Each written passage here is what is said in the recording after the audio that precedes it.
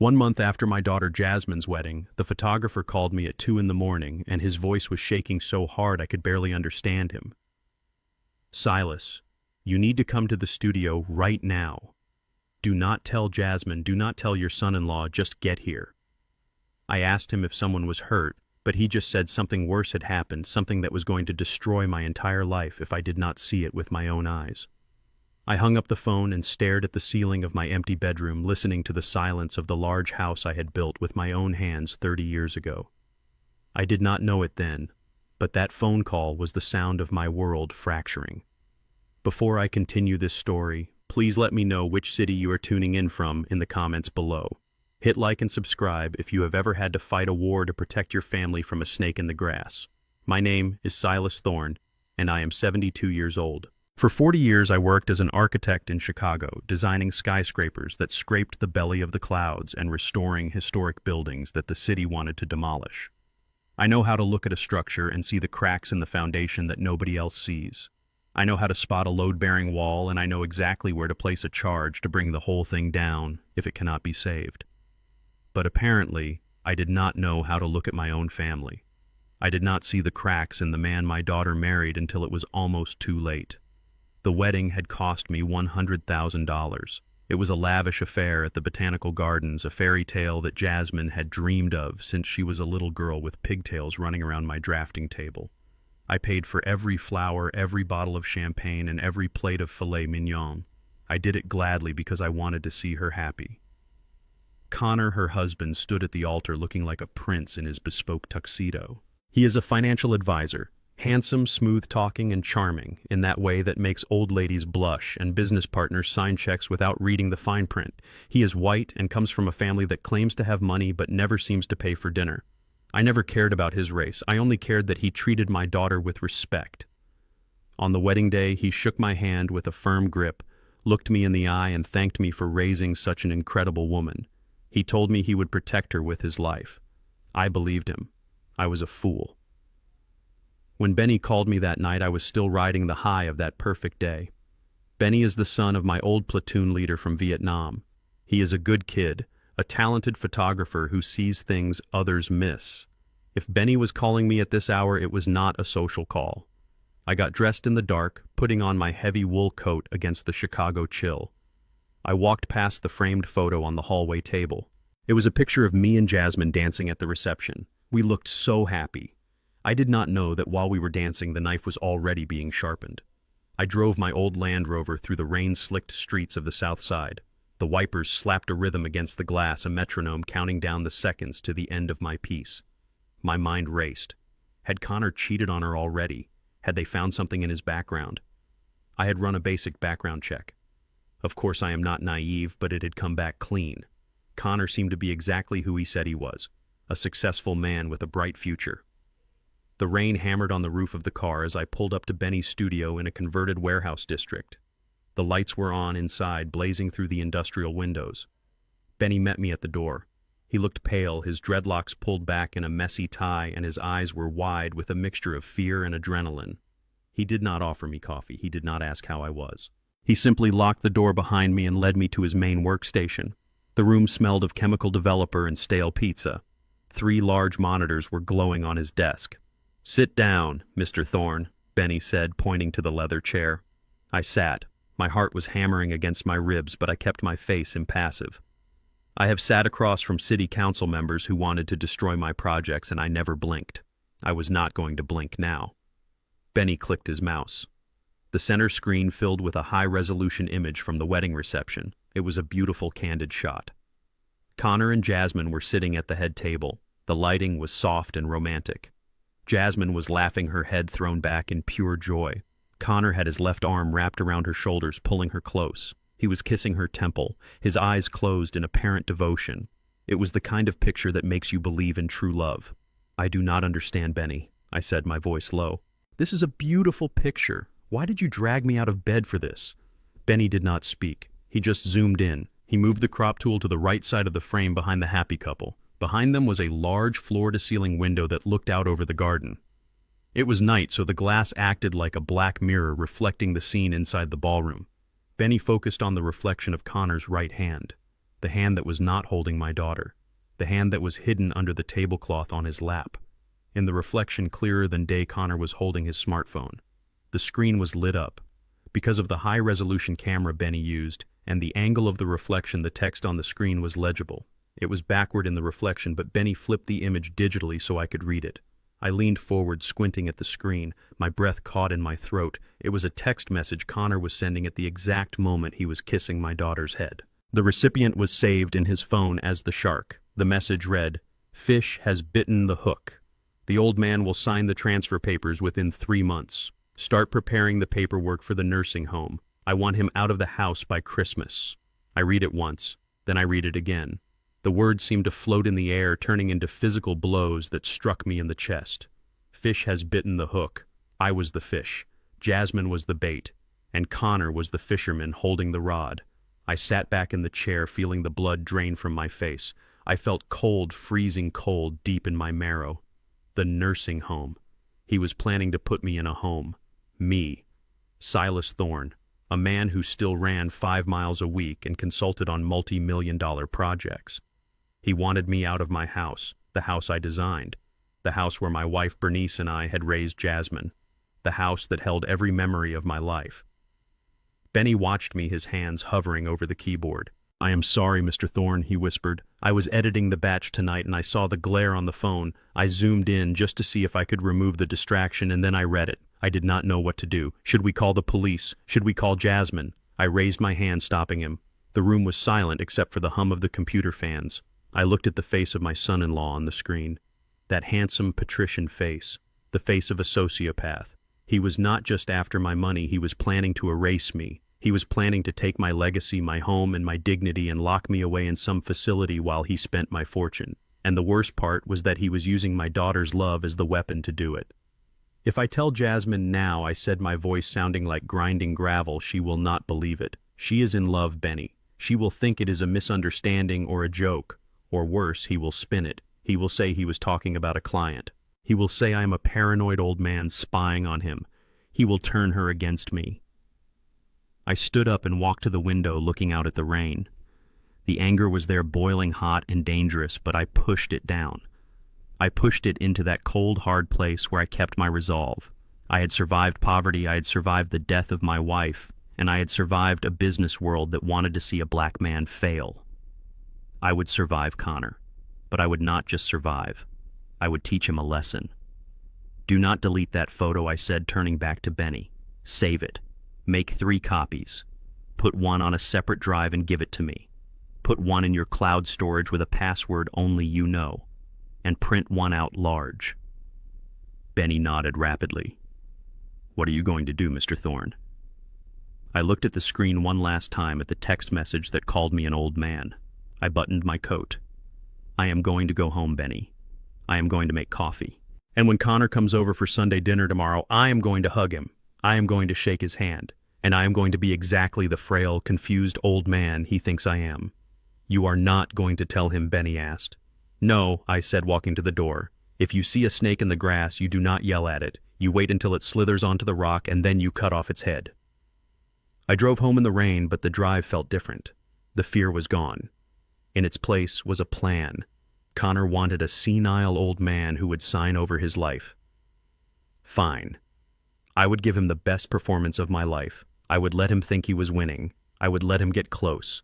I would let him think the hook was set deep in my jaw, and then when he least expected it, I would pull him into the deep water and drown him. I pulled into my driveway and looked at the dark windows of my house, my fortress. They thought they could take it from me. They thought I was just a resource to be harvested. I unlocked the front door and stepped into the foyer. The house smelled of lemon polish and old wood. It smelled of safety, but the safety was an illusion now. The enemy was already inside the gates. I went to my study and opened the bottom drawer of my desk. I pulled out a small black notebook. I wrote down the date and the time. Then I wrote down exactly what I had seen on the screen. The shark, nursing home, Christmas. I closed the book and placed it back in the drawer. The war had started, and Connor had no idea that the fish he had hooked was actually a great white. Tomorrow the game would begin. I would need to check my bank accounts. I would need to call my lawyer Vance. But first, I had to survive Sunday dinner without strangling him with my bare hands. I went upstairs to bed, but I did not sleep. I lay there listening to the rain, plotting my first move. I needed to know who the shark was, and I needed to know how deep the rot went. Little did I know that what I found in the coming weeks would make that text message look like a nursery rhyme. This was just the tip of the iceberg. 2 weeks after that phone call with Benny, the front door opened and the hurricane came back into my house. Jasmine and Connor returned from their honeymoon in Bora Bora looking like a golden couple from a magazine cover. They were tanned, glowing, and smelled of expensive coconut oil and duty-free perfume. My daughter ran to me and threw her arms around my neck, burying her face in my shoulder. I held her tight, closing my eyes and breathing in the scent of her hair. It was the same smell she had when she was 6 years old and afraid of thunder. I wanted to tell her everything right then. I wanted to tell her that the man standing behind her with the perfect smile was a monster who called me a fish to be gutted. But I didn't. I held my tongue because I knew that truth without proof is just the rambling of a jealous old man. Connor stepped forward, extending his hand. His grip was firm, his palm dry. "Silas, you look tired," he said, his voice dripping with synthetic concern. "Have you been eating well while we were gone?" I did not miss the slight emphasis on the word tired. It was the first brushstroke in the painting he was creating. A portrait of me as a crumbling ruin. "I am fine, Connor," I said, letting a little tremor enter my voice. "Just missing the noise of the house. It gets quiet here at night." Connor nodded solemnly, looking at Jasmine. "We are back now, Dad. We are going to take care of everything." He reached into his bag. "We brought you something." He pulled out a walking cane. It was elegant, made of polished mahogany with a silver handle, but it was still a cane. "I have run 5 miles a week for the last 20 years. I can squat 300 pounds. I do not need a cane." But Connor was handing me a prop for the play he wanted to direct. "It is beautiful," I said, leaning my weight on it heavily. "My knees have been acting up lately." "Thank you, son." The look of satisfaction in his blue eyes lasted only a microsecond, but I saw it. He thought I was accepting my decline. He did not know I was accepting a weapon. Over the next few days, the house settled into a new rhythm. But it was a rhythm dictated by Connor. He was everywhere. He was in the kitchen organizing the pantry because he said my system was illogical. He was in the garage criticizing the maintenance of my Land Rover. He was slowly, subtly marking his territory. The first major attack happened on a Tuesday morning. I have a routine. I have had the same routine since 1985. I wake up at 6.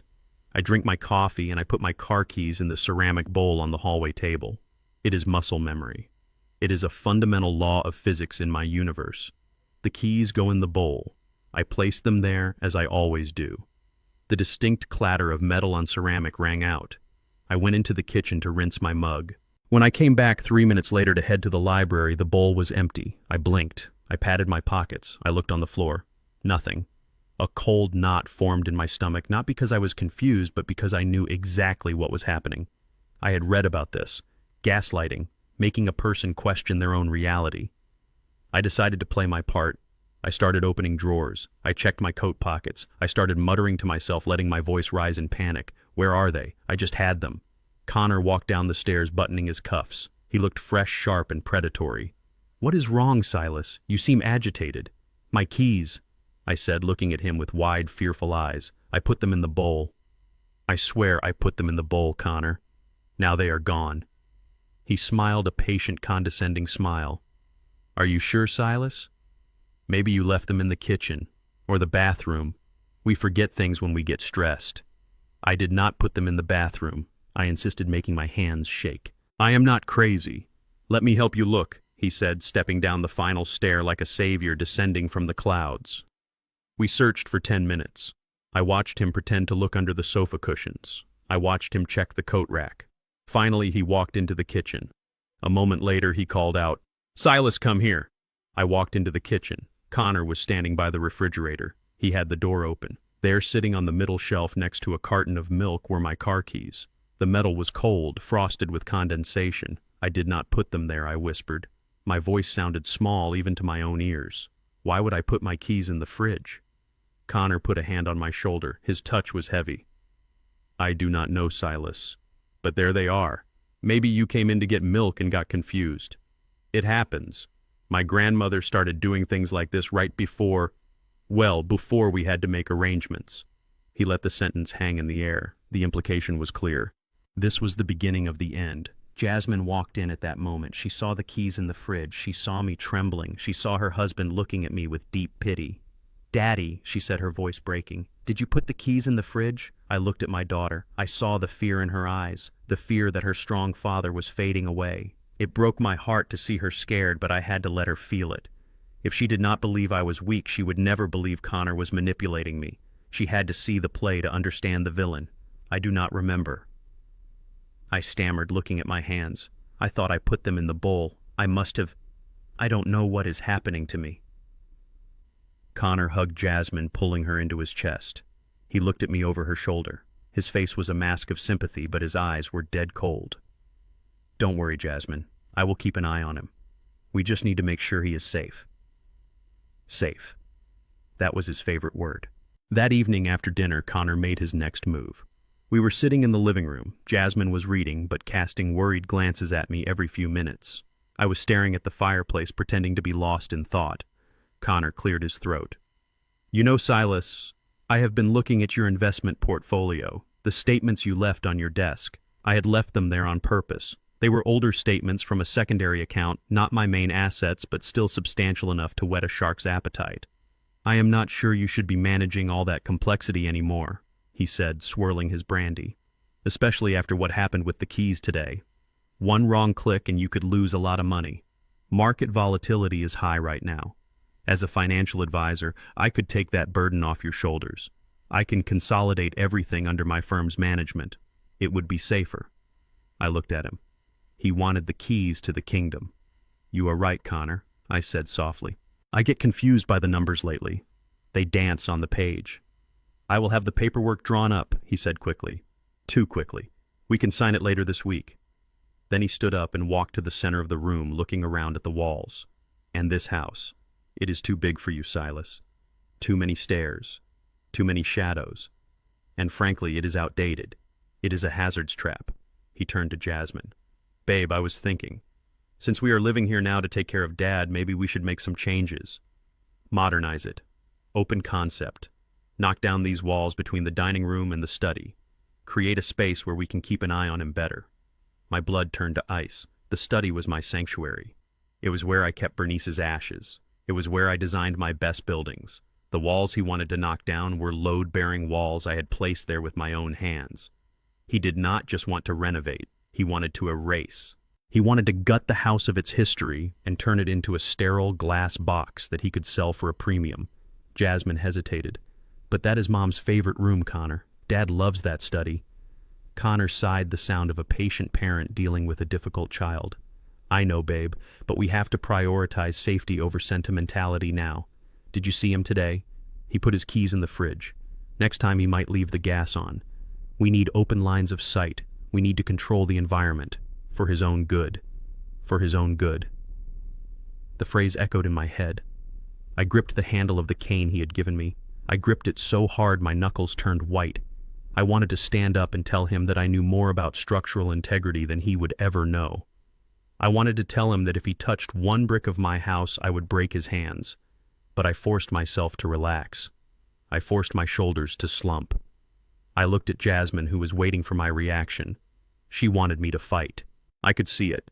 She wanted the old Silas to roar. But the old Silas was gone. The new Silas was a hunter waiting in the tall grass. "Whatever you think is best." "Children," I said, my voice barely a whisper, "I just want to be safe. I do not want to be a burden." Connor smiled. It was a victory smile. He thought he had broken the horse. He thought the ride was over. That night, lying in bed, I pulled up the app on my phone connected to the hidden camera I had installed in the hallway. I watched the recording of the morning. I saw myself put the keys in the bowl. I saw myself walk into the kitchen. Then I saw Connor. He walked to the bowl. He looked around. He picked up the keys. He walked to the kitchen. He opened the fridge. He placed them inside. He closed the door. He did a little fist pump, a tiny gesture of celebration. I saved the video. I backed it up to the cloud. I backed it up to a hard drive. You want to renovate my house, Connor? I whispered to the darkness. You want to knock down my walls? Go ahead. Swing your hammer. But you seem to have forgotten one thing about architecture. If you knock down the wrong wall, the roof does not fall on the house. It falls on you. I closed my eyes. The renovation was approved. The financial papers were coming. He was moving faster than I expected. But so was I. Tomorrow I would visit my lawyer. Tomorrow I would start building the cage that would trap this shark forever. The keys in the fridge were a nice trick. But I was about to show him a magic trick that would make him disappear. The invasion began on a rainy Tuesday morning with the screech of a moving truck's brakes against the wet asphalt of my driveway. I stood by the living room window, my hand resting on the cold glass, watching as two men in blue coveralls began to unload boxes. They were not just boxes. They were the building blocks of my replacement. Jasmine had told me that they were moving in to take care of me to ensure that I was safe and comfortable in my golden years. But as I watched Connor directing the movers with the imperious hand gestures of a traffic cop, I knew the truth. They were not moving in to care for the house. They were moving in to conquer it. My home, which had been a sanctuary of silence and memories for the 5 years since Bernice passed away, was suddenly filled with the chaotic noise of occupation. The sound of heavy boots on hardwood floors, the thud of furniture being dragged, and the sharp commands of my son-in-law echoed through the halls. I felt a tightness in my chest that had nothing to do with my heart condition and everything to do with the violation of my territory. Connor walked in carrying a sleek, modern espresso machine. He looked around the foyer, his eyes scanning the space, not with appreciation but with calculation. He was already redesigning the space in his head, erasing the history that lived in the crown molding and the wainscoting. "Put that over there," he shouted to a mover, pointing at the spot where Bernice's antique grandfather clock stood. "Be careful with that couch. It is Italian leather." I walked over, leaning heavily on the cane he had given me, playing the part of the frail old man. "That clock has stood there for 30 years, Connor," I said, my voice trembling slightly. Bernice loved the chime. Connor smiled, that tight, patronizing smile that never reached his eyes. "We are just rearranging a bit, Silas. Just to open up the flow. Feng shui, you know. It is better for the energy. And honestly, that clock is a bit loud, don't you think? It might disturb your rest?"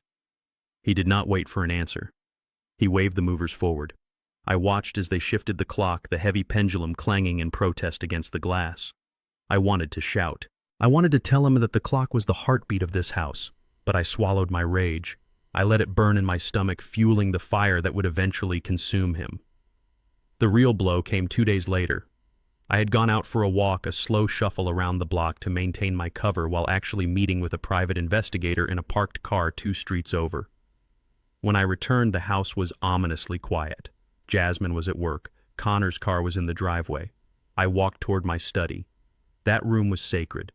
It was where I had designed the skyline of this city. It was where I kept my drafting table, my awards, and most importantly, the small corner dedicated to Bernice. Her sewing machine was there, along with her favorite books and a collection of porcelain angels she had gathered over 40 years. I had not moved a single item since her funeral. It was a museum of our love. The door was open. I stepped inside and my breath caught in my throat. The room had been purged. My drafting table was pushed into a corner covered with a drop cloth. Bernice's sewing table was gone. The shelves that had held her books were now filled with Connor's financial binders and motivational trophies. The porcelain angels were missing. In the center of the room sat a massive modern glass desk with a dual-monitor computer setup. Connor was sitting there leaning back in an ergonomic chair, his feet up on the glass, talking loudly into a headset. "Sell the futures," he was saying. "I do not care about the projections, just dump it. We need liquidity." He saw me and ended the call. He spun around, grinning as if he had done me a favor. "Surprise," he said, spreading his arms. "I thought I would set up a proper home office. Since you do not do much architectural work anymore, I figured we could put this space to better use. I moved that old sewing junk to the attic. It was just gathering dust, Silas. You have to let go of the past." The attic. He had put my wife's soul in the attic. I gripped my cane so hard I thought the wood would snap. The urge to strike him was overwhelming. It was a physical need, a hunger in my muscles. But I remembered the text message. I remembered the plan. It looks very professional. Connor, I stammered, forcing my eyes to water. I miss her things. It is for the best. Silas, he said, walking over and patting my shoulder. Keeps the air cleaner, less clutter, good for your lungs. He walked out of the room, leaving me alone in the sterile, cold space that used to be my heart. I walked over to the corner where her sewing machine used to be. I touched the empty wall. I swore to her right then and there that I would make him pay for every angel he had touched. That afternoon, the war moved to a new front. I was in the living room, sitting in my favorite armchair with a blanket over my legs. I had learned that if I closed my eyes and breathed rhythmically, people assumed I was asleep. In our culture, we call it resting your eyes, but for me, it was tactical surveillance. Connor came into the room. I heard the soft tread of his loafers on the rug. He paused, waiting to see if I would move. I let my mouth hang open slightly and added a soft snoring sound to my breathing. A trick I learned in the army. Satisfied that the old man was out cold, Connor moved. He did not go to the kitchen. He did not go to the TV. He went straight to the wall behind the large oil painting of the harbor. My heart rate spiked, but I kept my breathing steady. Behind that painting was a wall safe, an old model heavy steel mechanical dial. I kept the combination in my head. I heard the painting being shifted, then silence, then the faint clicking of the dial. Left, right, left. He was trying combinations. He was guessing birthdays. Jasmine's birthday, my birthday, Bernice's death day. Click, click, click. I cracked one eye open, just a sliver beneath the cover of my lashes. Connor was sweating. His face was twisted in frustration. He was not just looking for cash, he was looking for deeds. He was looking for the power of attorney documents. He was looking for the keys to my kingdom. After 10 minutes of futile spinning, he hit the safe with the palm of his hand. "Damn it," he whispered. Then he did something that chilled me to the bone. He pulled a small stethoscope from his pocket. A stethoscope. He was not just guessing. He was trying to crack it like a professional thief. He placed the bell against the metal door, listening for the tumblers to drop. I had to stop him, but I could not wake up. If I woke up, he would know I saw him. So I did something else. I let out a loud snort, a sudden jerking movement of my arm as if I was having a dream. Connor froze. In one fluid motion, he slid the stethoscope into his pocket and swung the painting back into place. He spun around, his face composing itself into a mask of innocence. I blinked my eyes open, looking around groggily. "Jasmine," I mumbled, "is it dinner time?" Connor exhaled a long, shaky breath. "No, Silas," he said, his voice tight. "It is just me. Go back to sleep." I closed my eyes again, but I did not sleep. I lay there listening to him walk away, and I realized that I was dealing with a predator who was more desperate than I thought. He was not just greedy, he was under pressure. A man does not try to crack a safe in the middle of the afternoon unless he owes money to dangerous people. The next morning, I told Connor and Jasmine that I was going to the senior center for a bingo tournament. Connor practically pushed me out the door, eager to have the house to himself again. I drove 2 blocks and parked. Then I doubled back on foot, entering through the garden gate that I had oiled so it made no sound. I was not there to play bingo. I was there to fortify my position. I had a bag with me. Inside were 6 high-definition cameras disguised as smoke detectors and motion sensors. I had bought them with cash from a supplier Benny knew. They were undetectable, connected to a secure server that only I could access. I moved through my own house like a ghost. I installed one in the study directly facing the desk where Connor sat. I installed one in the living room focused on the safe. I installed one in the kitchen and one in the hallway. My hands, which Connor claimed were shaking from age, were steady and precise. I stripped wires, connected terminals, and mounted the devices with the speed of a man who had built skyscrapers. As I stood on the ladder in the study, screwing the final camera into the ceiling, I looked down at Connor's desk. I saw a notepad. On it, he had scribbled a list of numbers, estimates, not for renovation but for liquidation. He had listed the value of my vintage car, the value of the antique furniture, and an estimate for the house itself. He was selling me off piece by piece. I finished the installation and wiped away the drywall dust. I packed up my tools and slipped out the back door just as Jasmine's car pulled into the driveway for her lunch break. That night, lying in bed, I opened my tablet. The screen divided into 4 quadrants. I could see everything. I saw Connor pacing in the study. I saw him open a drawer and take out a flask, drinking heavily. I saw him pick up a picture of Jasmine and me and place it face down on the desk.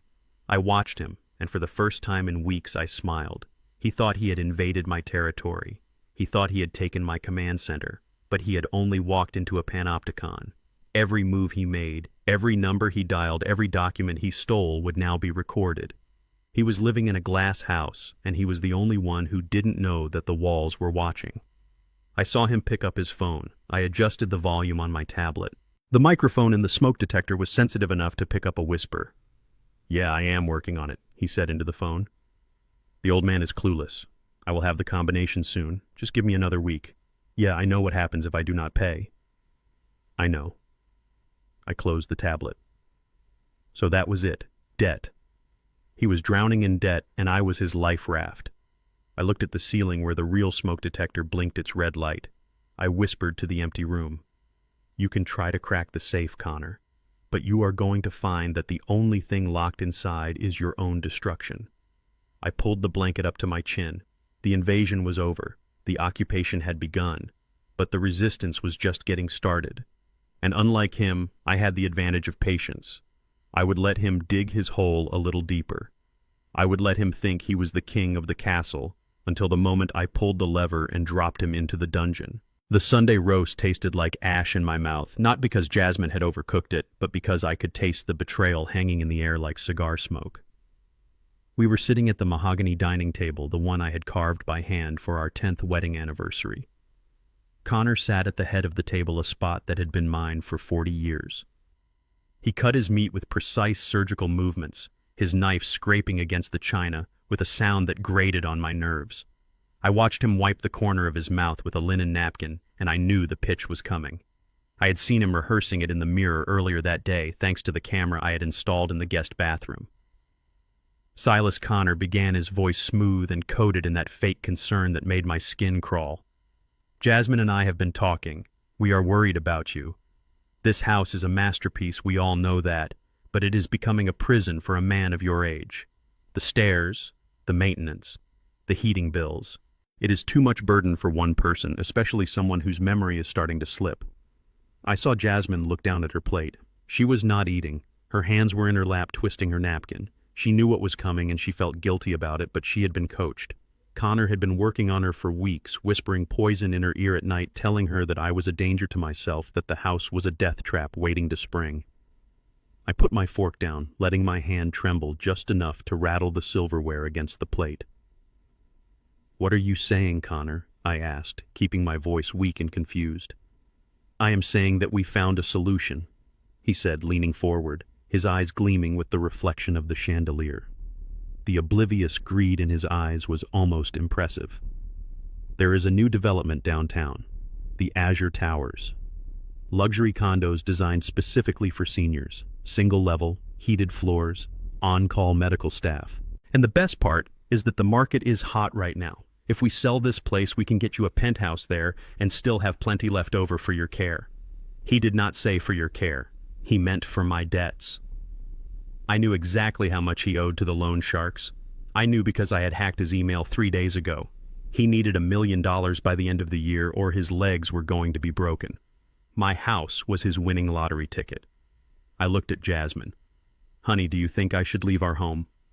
She finally looked up, her eyes swimming with tears. "Daddy, it is not about leaving. It is about safety. Remember the keys in the fridge. Remember how you forgot the alarm code last week. Connor says that the Azure Towers has 24-hour security. You would be safe there, and we would come visit you every week. Every week." That was the sentence. That was the prison sentence. They would ship me off to a glorified waiting room for death and visit me once a week until I finally expired and they could inherit the rest. I looked around the room. I looked at the wainscoting I had installed myself. I looked at the crown molding where Bernice had once hung mistletoe. Every inch of this house was a chapter of my life. Selling it was not just a transaction, it was an amputation. But I could not say no. If I said no, Connor would push for a competency hearing. He would bring up the keys. He would bring up the fake medical report. He would have me declared unfit and sell the house anyway. I had to outsmart him. I had to give him what he wanted, but on my terms. I let out a long sigh, my shoulders slumping in defeat. "Maybe you are right," I whispered. "I am tired." This house, it is too big. The ghosts are too loud. Connor's face lit up. It was like watching a starving wolf spot a wounded deer. I knew you would understand, Silas. It is the logical choice. I can have the real estate agent here tomorrow. We can list it by Friday. No, I said sharply. Then I caught myself and softened my tone. No, Connor. Not that fast. He frowned. Why wait? The market is peaking now. Because of the papers, I said. What papers? He asked, suspicion creeping into his voice. 40 years of papers, Connor. Architectural blueprints, contracts, and Bernice's letters. There are boxes and boxes in the basement and the attic.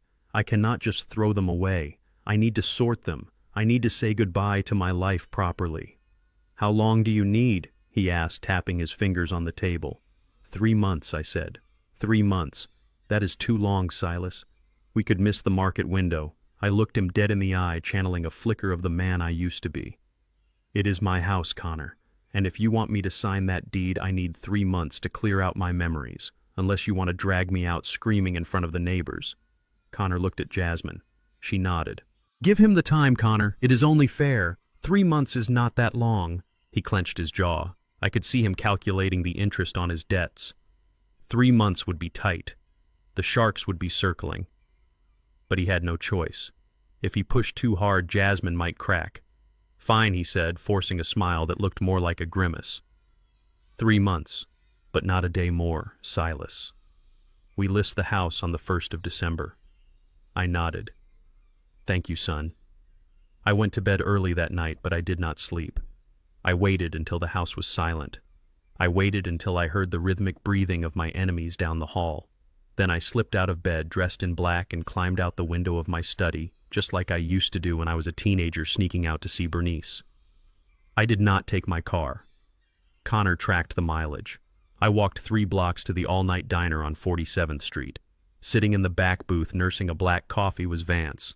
Vance had been my lawyer since the 70s. He was a man who spoke little and listened much. He wore suits that were out of style, but he knew the law better than he knew his own wife.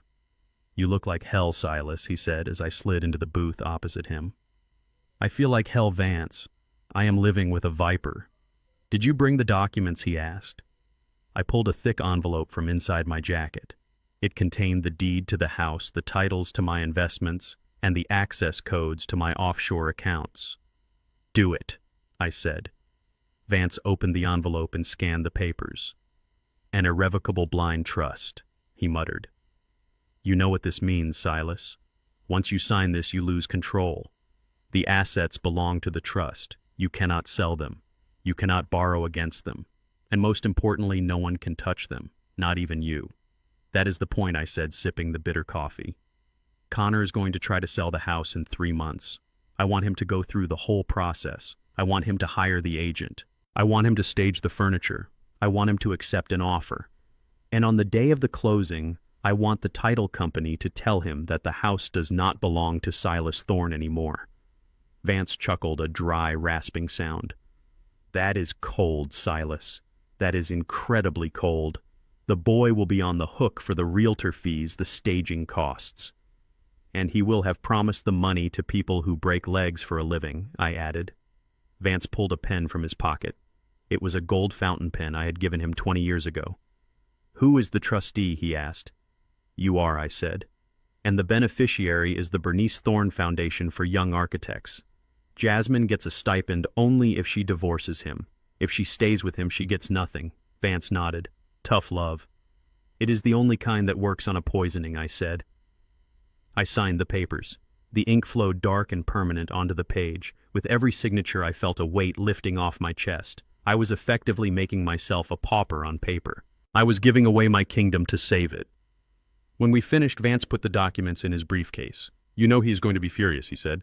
He might get violent, Silas. I smiled. Let him. I have cameras, Vance. Every room, every angle. If he raises a hand to me, he goes to prison. If he tries to forge my signature, he goes to prison. If he tries to kill me, the trust automatically sends the footage to the district attorney. I have checkmated him, and he does not even know the game has started. I walked back to the house under the cover of darkness. The rain had started again, washing away my footprints. I climbed back into my study window and undressed in the dark. As I lay in bed, I looked at the ceiling where the smoke detector blinked its silent red eye. 3 months. I had bought myself 90 days. For the next few weeks, I played my part perfectly. I spent hours in the basement sorting through old boxes. I made a show of crying over old photographs when Jasmine came down to check on me. I let Connor see me shredding documents, making him think I was clearing the way for the sale. He was so arrogant, he started bringing contractors by to give estimates on renovations for the sale. He walked them through my house, pointing at walls he wanted to knock down, talking about how he was going to open up the space. He ignored me sitting in the corner, treating me like a piece of old furniture that came with the property. One afternoon, I heard him on the phone in the hallway. "Yeah, the old man is cooperating," he laughed. "He is sorting his papers like a good little boy. We will list in December. I already have a buyer lined up, a developer who wants to tear it down and build 2 modern units on the lot. Tear it down. He wasn't going to sell it to a family. He was going to bulldoze the home I built for my wife. He was going to erase every memory, every height chart marked on the doorframe, every pencil mark I had made on the walls." I felt a surge of rage so hot it almost blinded me. I wanted to walk out there and smash the phone into his perfect teeth, but I stayed in my chair. I picked up a photo of Bernice. "Hold on, baby," I whispered to the picture. "Just a little longer." He thinks he is selling a house. He does not know he is selling his own grave. The psychological warfare was taking its toll on me, though. It is exhausting to pretend to be weak when you are strong. It is draining to be treated like an invalid in your own castle. I started to lose weight. The dark circles under my eyes became real. Jasmine noticed. "Dad, are you okay?" she asked one evening, bringing me a cup of tea. "You look so thin." "I'm just preparing honey," I said, taking her hand. My hand was cold, preparing for the big move. She looked guilty. I could see the doubt in her eyes. She missed the father who used to lift her up on his shoulders. She was starting to realize that by agreeing to Connor's plan, she was killing me. I decided to twist the knife a little. "Jasmine," I said, looking at the tea, "do you remember when you were 10 and you broke Mrs. Gable's window with your baseball?" She smiled, a sad, nostalgic smile. "Yeah, I was so scared. And do you remember what I told you?" "You told me that a thorn never runs away from a mistake," she said, reciting the words I had drilled into her. "You said we own our mess and we fix it." I squeezed her hand. "I am proud of you, Jasmine. You are a good woman. I hope you never have to run away from a mistake you made." She pulled her hand away as if burned. She knew what I meant. She walked out of the room, quickly wiping her eyes. I took a sip of the tea. It was chamomile. Connor had probably told her to give it to me to help me sleep, to keep the old man sedated. I poured the tea into the potted plant by the window. I needed to stay awake, because tonight I was going to plant the second trap. The trust was the shield. But I needed a sword, and I was about to find it in Connor's past. The 3 months were ticking down. The leaves were falling from the oak trees in the yard, leaving the branches bare and skeletal. The house felt like it was holding its breath, waiting for the executioner. But the executioner did not know that the prisoner had already bribed the judge. The day of reckoning was coming, and it was not going to be the one Connor expected. He was planning a sale. I was planning a funeral for his ambitions. I gripped the edge of my tablet. He was drinking my scotch, sitting on my furniture and talking to another woman about how much he despised me. But it was the name that caught me. Sarah. He had introduced Sarah to us once at the wedding via a quick FaceTime call. He had said she was his older sister living in Denver who couldn't make the trip because of a high-risk pregnancy. But the woman on the screen was not pregnant, and she certainly did not look like a sister. The way she looked at him, the way she licked her lips when he mentioned the money, it was not familial. It was carnal. "We need that money, Connor," Sarah said, leaning closer to her camera. "The balloon payment on the condo is due in January. If we do not pay, they are going to foreclose. I am tired of living out of a suitcase." "Don't worry, babe," Connor said, blowing a kiss at the screen.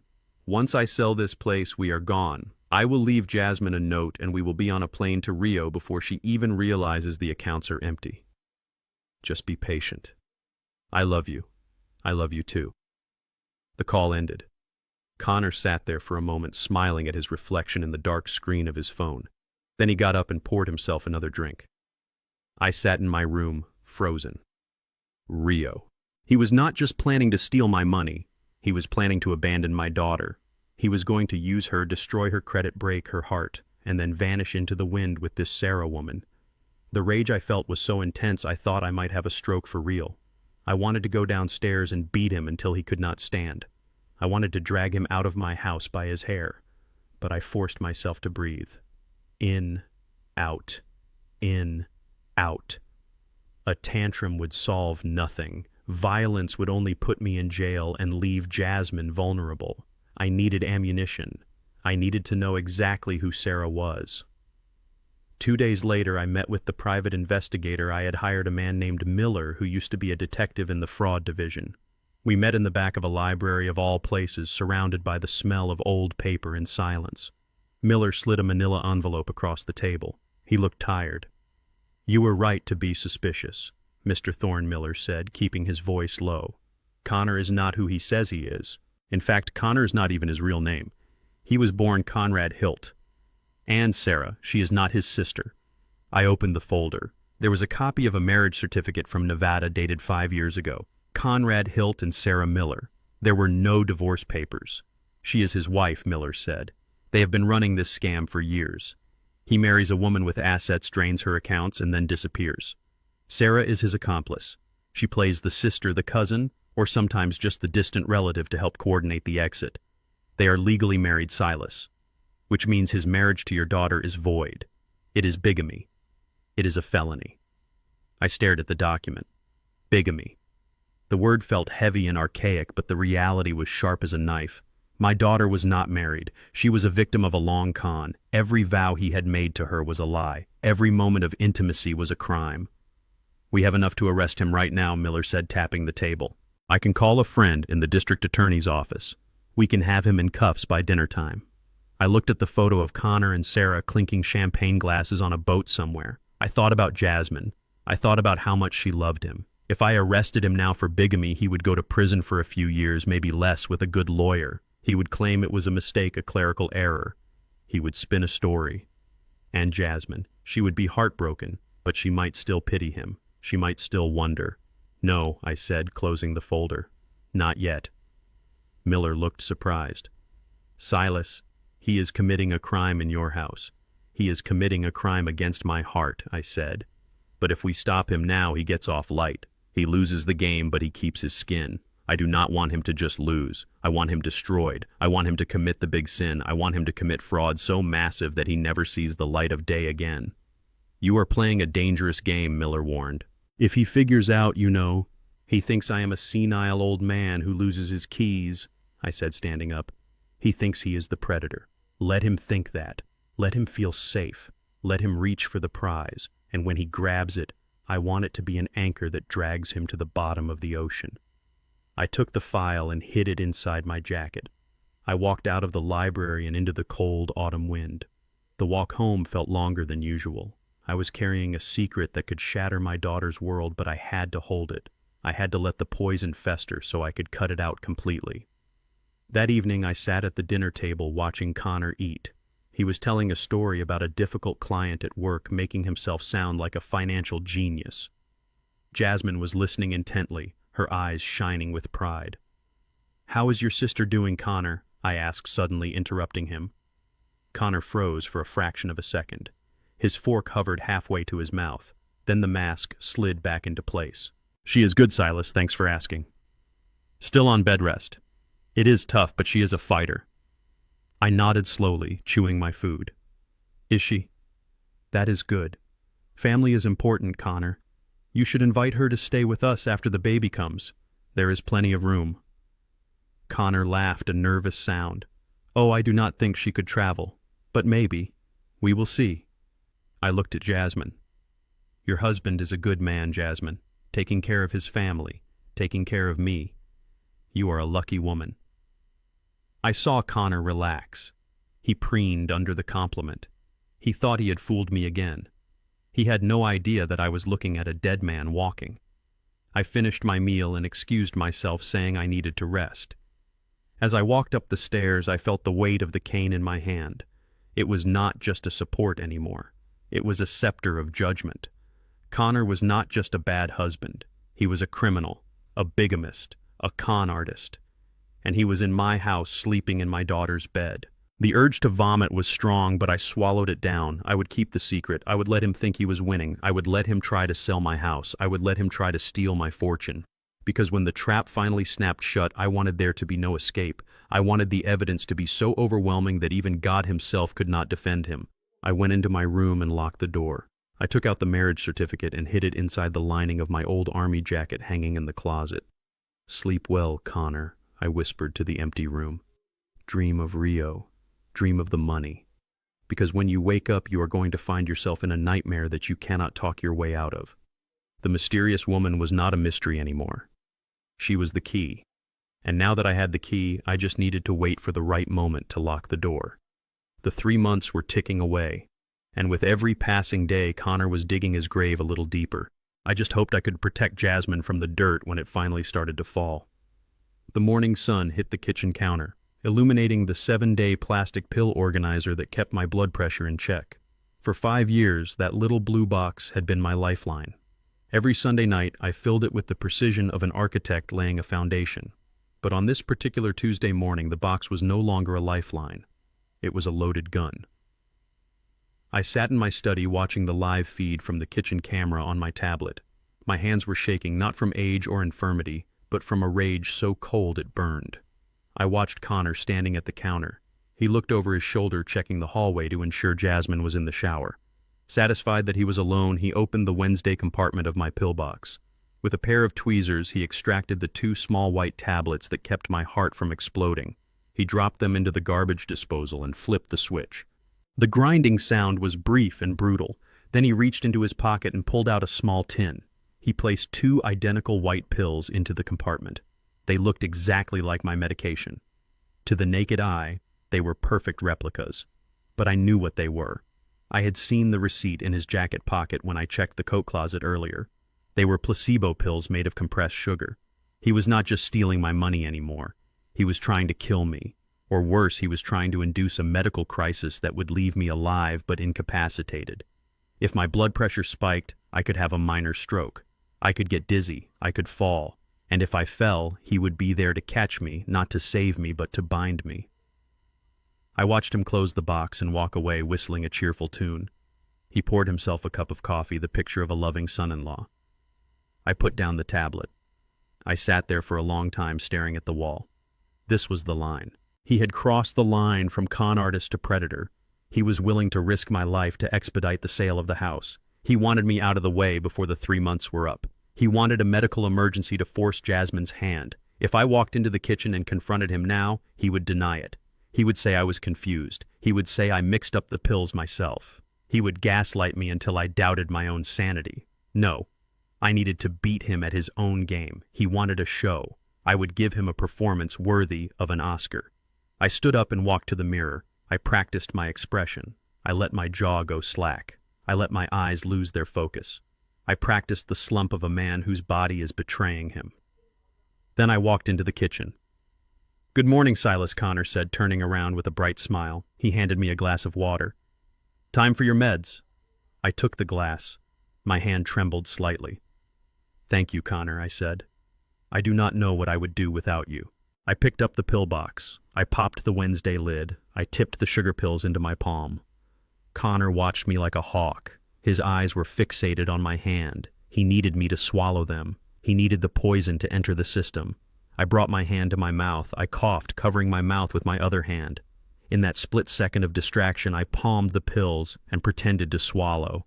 I took a large gulp of water, throwing my head back. "All down?" Connor asked. "All down," I lied. 10 minutes later, Jasmine came into the kitchen dressed for work. She kissed my cheek. "You look pale, Dad. Are you okay?"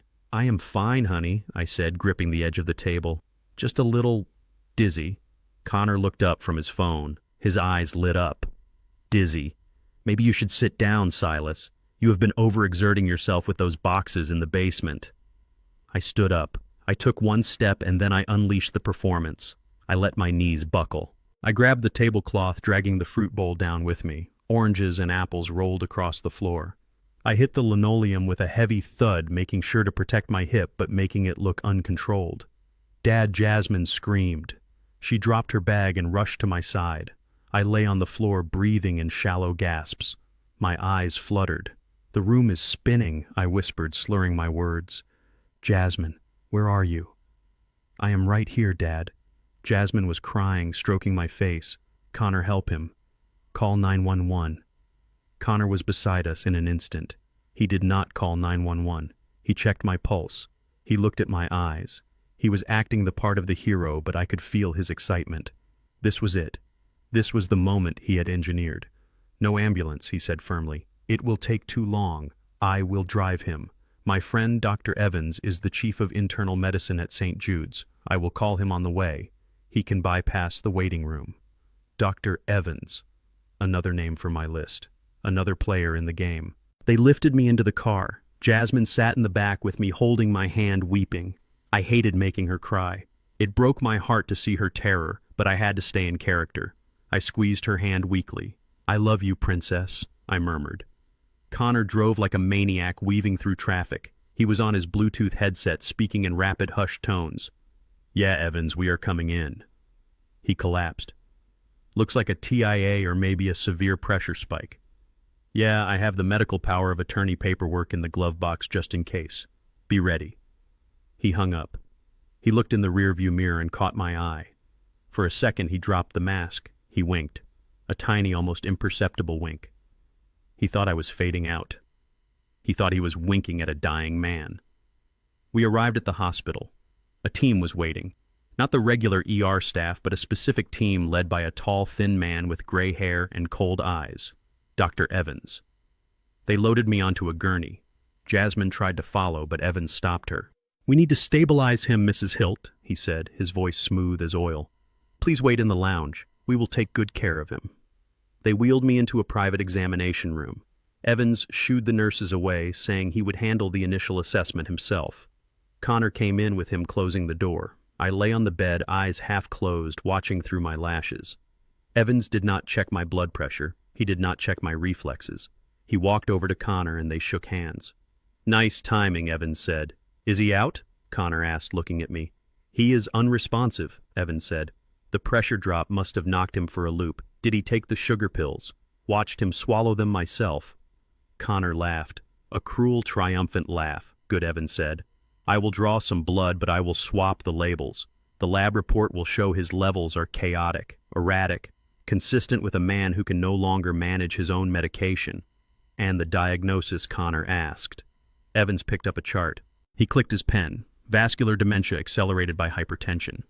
We will say he suffered a series of microstrokes that have impaired his cognitive function. He is a danger to himself. He cannot live alone. He cannot manage his finances." "Perfect," Connor said. "That is exactly what I need for the judge. How soon can we get the guardianship signed?" "Today," Evans said. "Once I put this in his official file, he is legally incompetent. You will have full control by tomorrow morning." I lay there listening to them plot the theft of my life. They were discussing my freedom as if it were a used car they were stripping for parts. Vascular dementia. A death sentence for my independence. Evans walked over to me. He shone a light in my eyes. I kept my pupils fixed, staring past him. "Can you hear me, Silas?" he asked loudly, performing for the empty room. I did not answer. "He is gone. Connor, he is basically a vegetable right now. The lights are on, but nobody is home." Connor walked over. He leaned down close to my ear. I could smell his cologne mixed with the sweat of his anticipation. "You had a good run, old man," he whispered. "But it is my turn now. You should have just signed the papers when I asked. Now you are going to rot in a state facility while I drink margaritas in Rio." He patted my cheek. A soft, mocking pat. I forced every muscle in my body to remain limp. I forced my heart to beat slowly. Inside, I was screaming. I was a warrior trapped in a statue. But I knew that this moment, this confession, was the final nail in his coffin. I did not have a recorder on me, but I knew something they didn't. The smoke detector in this room was blinking in a very specific pattern. St. Jude's had recently upgraded their security system. My firm had consulted on the installation. I knew that every private exam room had audio-visual recording for liability purposes. and I knew that the footage was stored on a secure server that was backed up every 24 hours. Connor had brought me to his friend's hospital thinking it was safe ground. He did not know he had brought me into another one of my buildings. Evans opened the door and called the nurses back in. "Okay, let's hook him up to the monitors. Give him some saline. I will go talk to the family." Connor and Evans walked out to the waiting room. I lay alone in the room listening to the beep of the heart monitor. Beep, beep, beep. It was the rhythm of a countdown. 10 minutes later, Jasmine came in. She looked devastated. Her eyes were red and swollen. Connor had his arm around her, playing the pillar of strength. "The doctor says it is dementia," Jasmine sobbed, burying her face in my chest. "He says you have been hiding it for a long time. He says you can't come home, Dad. It is too dangerous." I stroked her hair. My hand felt heavy. I looked at Connor over her head. He was making a sad face, but his eyes were dancing. He had won. He had the diagnosis. He had the girl. He was about to have the money. "Don't worry, Silas," Connor said. "I will take care of everything. I will handle the house. I will handle the accounts. You just rest." I closed my eyes. I let a single tear roll down my cheek. Not a tear of sadness, but a tear of performance. "Okay," I whispered. "Okay." They left me there to sleep. But as soon as the door clicked shut, my eyes snapped open. I was not demented. I was not sick. And I was not finished. Tomorrow they would try to file the guardianship papers. Tomorrow they would try to lock me away. But tomorrow was also the day the 3-month deadline on the house expired. Tomorrow was the day the trust kicked in. And tomorrow was the day I would ask my lawyer Vance to subpoena the security footage from exam room 4B. Connor thought he had used medicine to trap me. He did not realize that medicine is a science and science relies on evidence. He had just created the most damning piece of evidence in history. I lay back on the pillow and watched the heart monitor. My pulse was strong, my mind was clear, the trap was set, the bait was taken. Now it was time to reel them in. The morning after the incident at the hospital, the house felt different.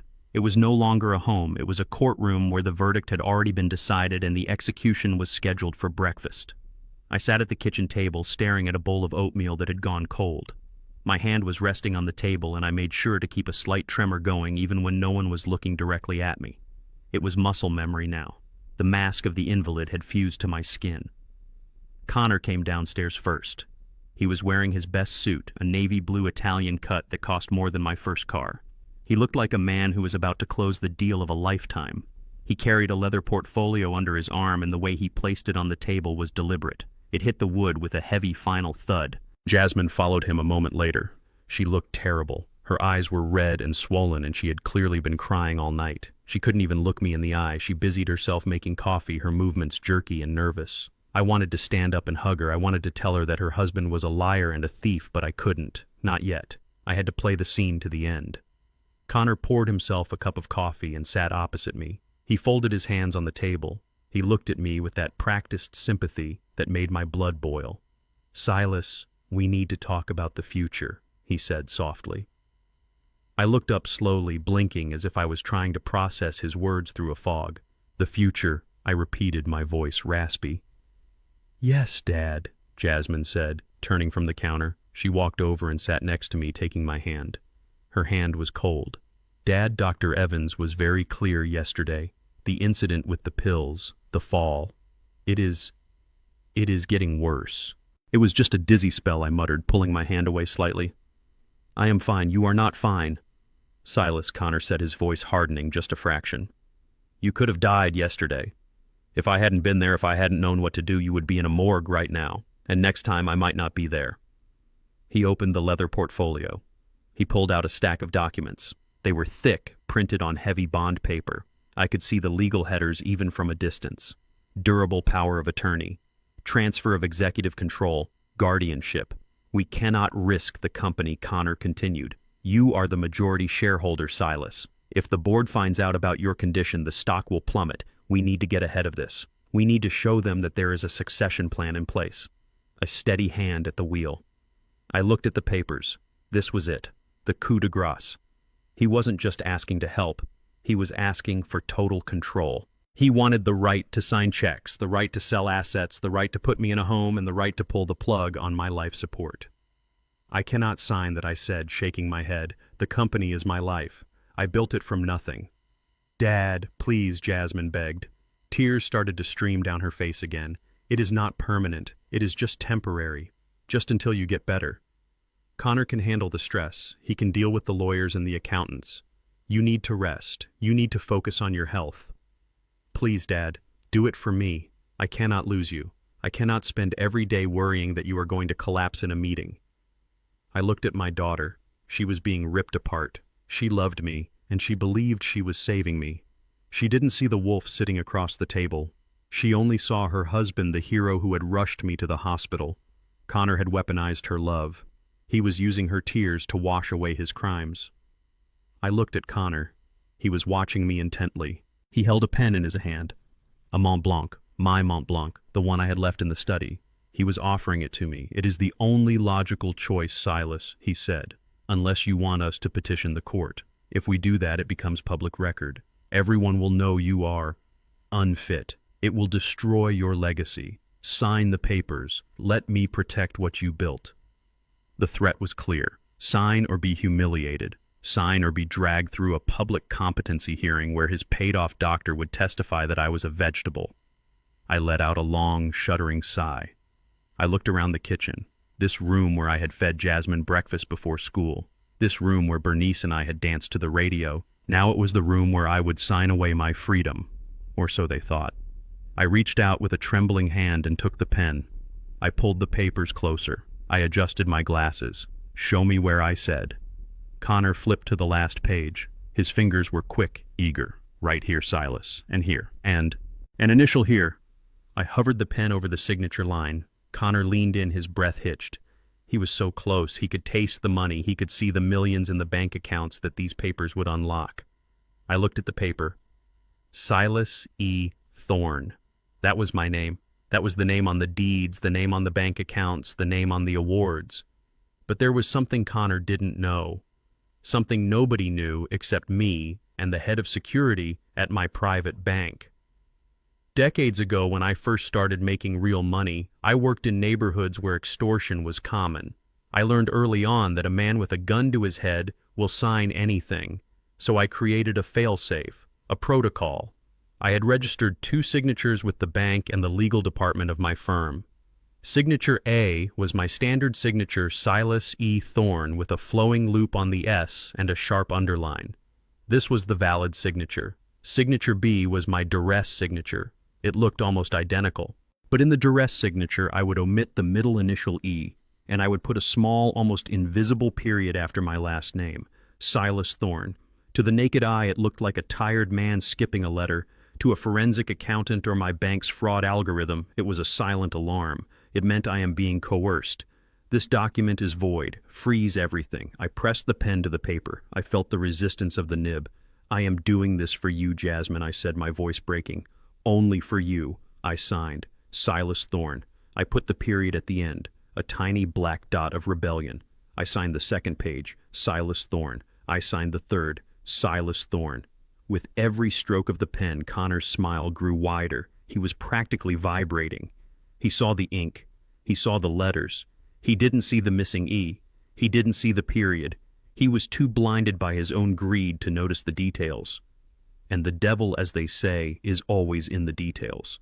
I finished the last signature and dropped the pen. It rolled across the table. I slumped back in my chair, closing my eyes, pretending to be exhausted by the effort. Connor snatched the papers up. He didn't even wait for the ink to dry. He scanned them quickly, checking to make sure every line was filled. "You did the right thing, Silas," he said, his voice triumphant. "You won't regret this." I opened my eyes. I looked at him. "Oh, I know I won't," I thought. "But you certainly will." "I will take these to the office today," Connor said, standing up. "We will get them notarized and filed. I will start the transfer of authority immediately. Jasmine, why don't you take your dad up to his room? Let him rest. He has had a big morning." Jasmine nodded, wiping her face. "Come on, Dad. Let's get you comfortable." She helped me up. I leaned on her heavy, letting her take my weight. As we walked to the stairs, I heard Connor whistling again. He was pulling out his phone, probably texting Sarah. Probably texting the loan sharks. "It is done. I have the power." He had a piece of paper, yes. But he didn't have the power. He had a confession. When he walked into the bank with those papers, the teller would scan them. The system would flag the missing initial. The silent alarm would trigger. The account would lock down. And a notification would be sent to my lawyer, Vance, and the police fraud division. By signing those papers, I hadn't given him my money. I had given him the rope to hang himself. I climbed the stairs one slow step at a time. My heart was heavy because of Jasmine's pain, but my mind was sharp. I was not a victim. I was a sniper waiting for the target to walk into the crosshairs. Jasmine tucked me into bed. She kissed my forehead. "I am sorry, Dad," she whispered. "I know you didn't want to do it." I looked at her. Her face was full of guilt. She thought she had betrayed me. She didn't know that she had just helped me spring the trap. "It is okay, honey," I whispered. "Everything is going to be okay." She left the room, closing the door softly. I waited until I heard her footsteps fade away. I waited until I heard the front door slam as Connor left the house to rush to the bank. I threw off the covers. I walked to the window and watched his car peel out of the driveway. He was driving fast. He was in a hurry to claim his prize. "Go ahead, Connor," I said to the glass. "Run to the bank, present your papers, demand your throne." I walked over to my desk and pulled out a fresh sheet of paper. I wrote down the time and the date. I wrote down a description of the coercion. I wrote down that I had used the duress signature. Then I hid the note in the spine of an old architectural textbook. The clock was ticking. Connor would be at the bank in 20 minutes. It would take them another 20 minutes to process the paperwork. And then the phone calls would start. He would call me screaming. He would come back here in a rage. I needed to be ready. I checked the battery on the hidden camera in my bedroom. Full charge. I checked the position of my cane. Within reach. I sat down in the armchair by the window and waited. The first phase of the war was over. I had feigned weakness. I had retreated. I had given ground. Now the second phase began, the counterattack. Connor Hilt thought he had just become the CEO of my life. He was about to find out that he was just the janitor of his own disaster, and the mess he was about to clean up was going to be biblical. The ink on the guardianship papers was barely dry before the occupation turned into a carnival. With the legal authority tucked safely in his safe, or at least what he thought was legal authority, Connor Hilt stopped pretending. The concerned son-in-law mask was tossed into the trash along with my dietary restrictions and my peace of mind. He walked through the hallways with a new strut, a swagger that said he owned every square inch of the floorboards beneath his feet. He stopped knocking on doors. He stopped asking how I was feeling. In his mind, I had transitioned from a person to an asset, a line item on a spreadsheet that he had successfully acquired. It started on Friday evening. I was sitting in the library reading a book, or rather pretending to read, while I watched the driveway through the sheer curtains. I expected a quiet night. Instead, I saw the headlights. One car after another pulled up onto the limestone pavers I had laid myself 30 years ago. They were not family cars. They were Porsche's Range Rovers and sleek convertibles driven by people who looked like they had never worked a day of hard labor in their lives.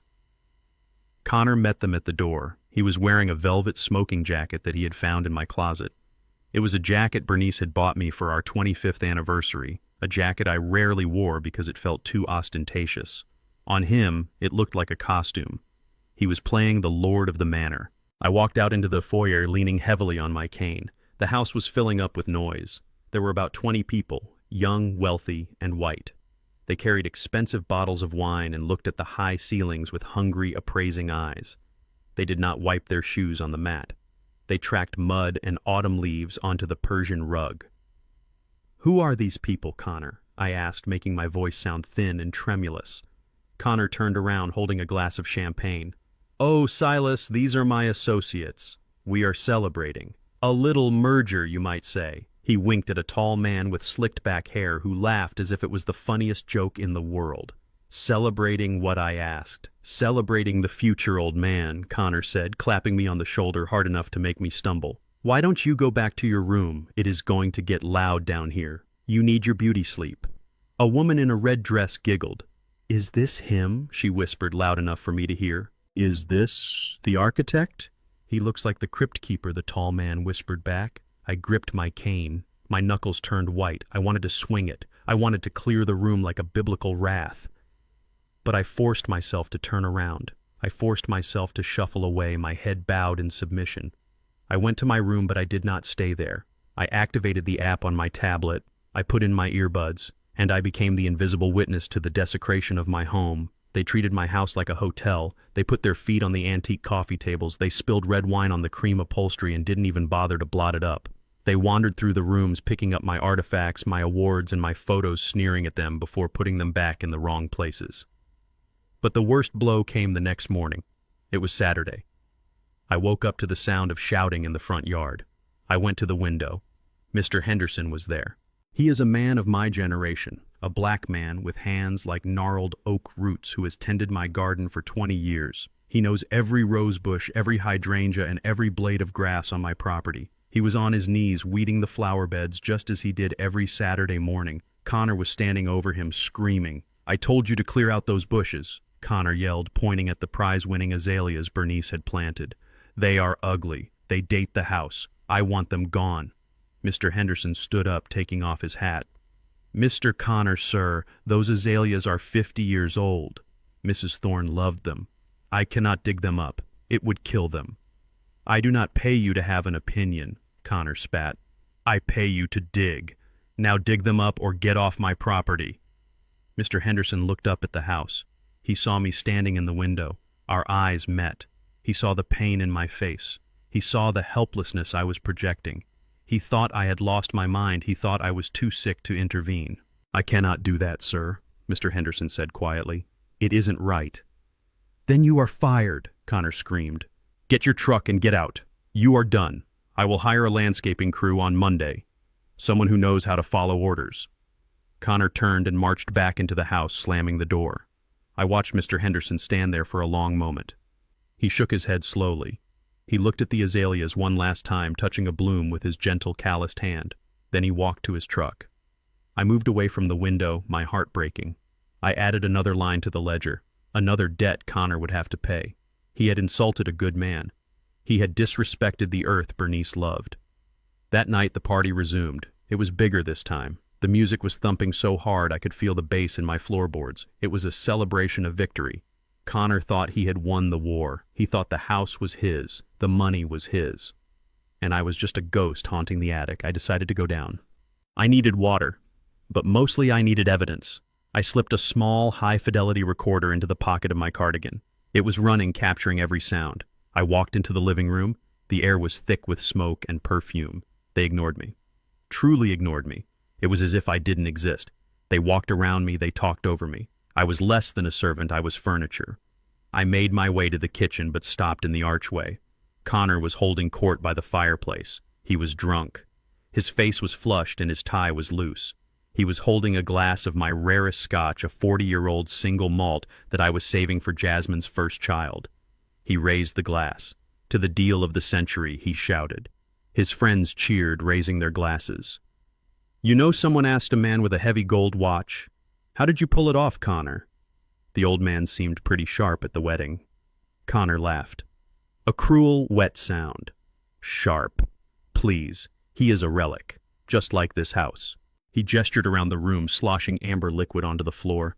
"Look at this place," he sneered. "It is dark. It is heavy. It smells like struggle." He took a long drink and wiped his mouth. "You know what makes this taste so good," he said, pointing a finger at the ceiling at the room where he thought I was sleeping. "It is the irony." "What irony?" the man asked. Connor grinned, showing all his teeth. This old man, this black old man, he spent his whole life working, scratching his way up from the gutter, fighting for every brick, saving every dime, thinking he was building a legacy, thinking he was building a dynasty. He paused for dramatic effect. And for what, he whispered loudly. For who? He tapped his own chest. For me. The room went silent for a second, then erupted in laughter. He stacked the bricks. Connor continued, his voice rising. He poured the concrete. He took the insults. He ate the dirt. All so that 30 years later a white boy from the suburbs could walk in, take the keys, and drink his scotch. He swirled the glass. "Cheers to affirmative action," he said, mocking me. He earned it so I could burn it. The laughter was deafening. It was the sound of jackals tearing at a carcass. I stood in the shadows of the archway, my hand clutching the fabric of my cardigan. The recorder in my pocket was warm against my side. I felt a cold calm wash over me. It was the calm of a sniper who has just adjusted for wind and distance. He had said it. He had said the quiet part out loud. It wasn't just greed. It was hate. It was a deep resentment of who I was and what I represented. He didn't just want my money. He wanted to erase my existence. He wanted to stand on the ashes of my life and claim he was the fire. I turned around slowly. I did not get my water. I walked back up the stairs. Every step was a promise. He earned it so I could burn it. That was what he said. I sat on the edge of my bed and took out the recorder. I stopped the recording. I saved the file. Then I backed it up to 3 different servers. I looked at the picture of Bernice on my nightstand. "Did you hear that, baby?" I whispered. "He thinks he is the fire." I stood up and walked to the window, looking down at the party spilling out onto the patio. I saw Connor laughing, the center of attention, the king of the world. "Enjoy the scotch, Connor," I said softly. "Enjoy the laughter, because you just gave me the weapon that will strip you naked before the court. You just admitted it was a con. You just admitted it was racial. You just handed the jury a reason to hate you." He thought I was invisible. He thought I was powerless. But he forgot one thing about architects. We know that the tallest towers fall the hardest when the foundation is rotten, and Connor Hilt was rotten to the core. I turned off the lights and sat in the dark, listening to the bass thumping below. It sounded like a heartbeat, but it wasn't the heartbeat of the party. It was the heartbeat of the countdown. Tick-tock, Connor, tick-tock. The house was quiet on Tuesday evening, but it was the silence of a bomb counting down, not the silence of peace. The party was over, the guests had left their wine stains on my rugs, and Connor was locked in the study, my study, playing the role of the master of the universe. I was in my bedroom, sitting in the dark with my tablet glowing on my lap. I had become a nocturnal creature, living through the lens of tiny cameras, watching the people I loved and the people I hated move through the maze I had built. Jasmine came home late. I heard her car door slam and the heavy trudge of her footsteps up the porch stairs. She was tired. I could see it in the way she carried her shoulders. She had been working double shifts at the gallery trying to keep everything normal while her husband dismantled her father's legacy. She walked into the kitchen and poured herself a glass of water. Then she frowned. She picked up a piece of mail from the counter. It was a bank statement, one of the few that Connor hadn't intercepted. I watched on the screen as she opened it. Her eyes scanned the page. Then they stopped. She brought the paper closer to her face. She blinked once, twice. Then she turned and walked straight toward the study. My heart rate monitor on my wrist gave a soft beep. This was it, the collision course I had predicted. I switched the camera feed to the study. Connor was sitting at my desk, feet up, drinking from a bottle of expensive bourbon. He looked sloppy. Arrogance does that to a man. It makes him think he doesn't need to hide his tracks. Jasmine walked in without knocking. "Connor," she said, her voice tight. "What is this transfer to an account in the Cayman Islands? $50,000. Today." Connor didn't even take his feet off the desk. He just swirled his drink. "It is business, babe. Consulting fees. You wouldn't understand. The corporate structure is complicated. I do understand math." "Connor," she said, walking closer. "And I understand that this money came from the operating account for Dad's medical care. That is not corporate structure. That is stealing." Connor laughed. A dismissive, ugly sound. "Stealing. Please. I am the legal guardian. I can move assets wherever I want. It is for tax optimization. Stop worrying your pretty little head about it." "Don't talk to me like I am a child," Jasmine snapped. She slammed the paper onto the desk. Her hand hit the glass surface with a crack that made me jump. "This is wrong. You are draining his accounts. You fired Mr. Henderson. You are tearing up the garden. And now this. I am going to call the bank tomorrow and ask for an audit." Connor's feet dropped to the floor. The playful mask vanished. He stood up, and for the first time I saw the physical threat he posed. He was tall, broad-shouldered, and fueled by alcohol and entitlement. "You will do no such thing," he growled. "I am his daughter," Jasmine shouted, "and I am your wife. I have a right to know why you are sending $50,000 offshore when we have bills to pay here. Who is it for, Connor? Is it for that sister of yours?" Connor moved so fast the camera barely caught it.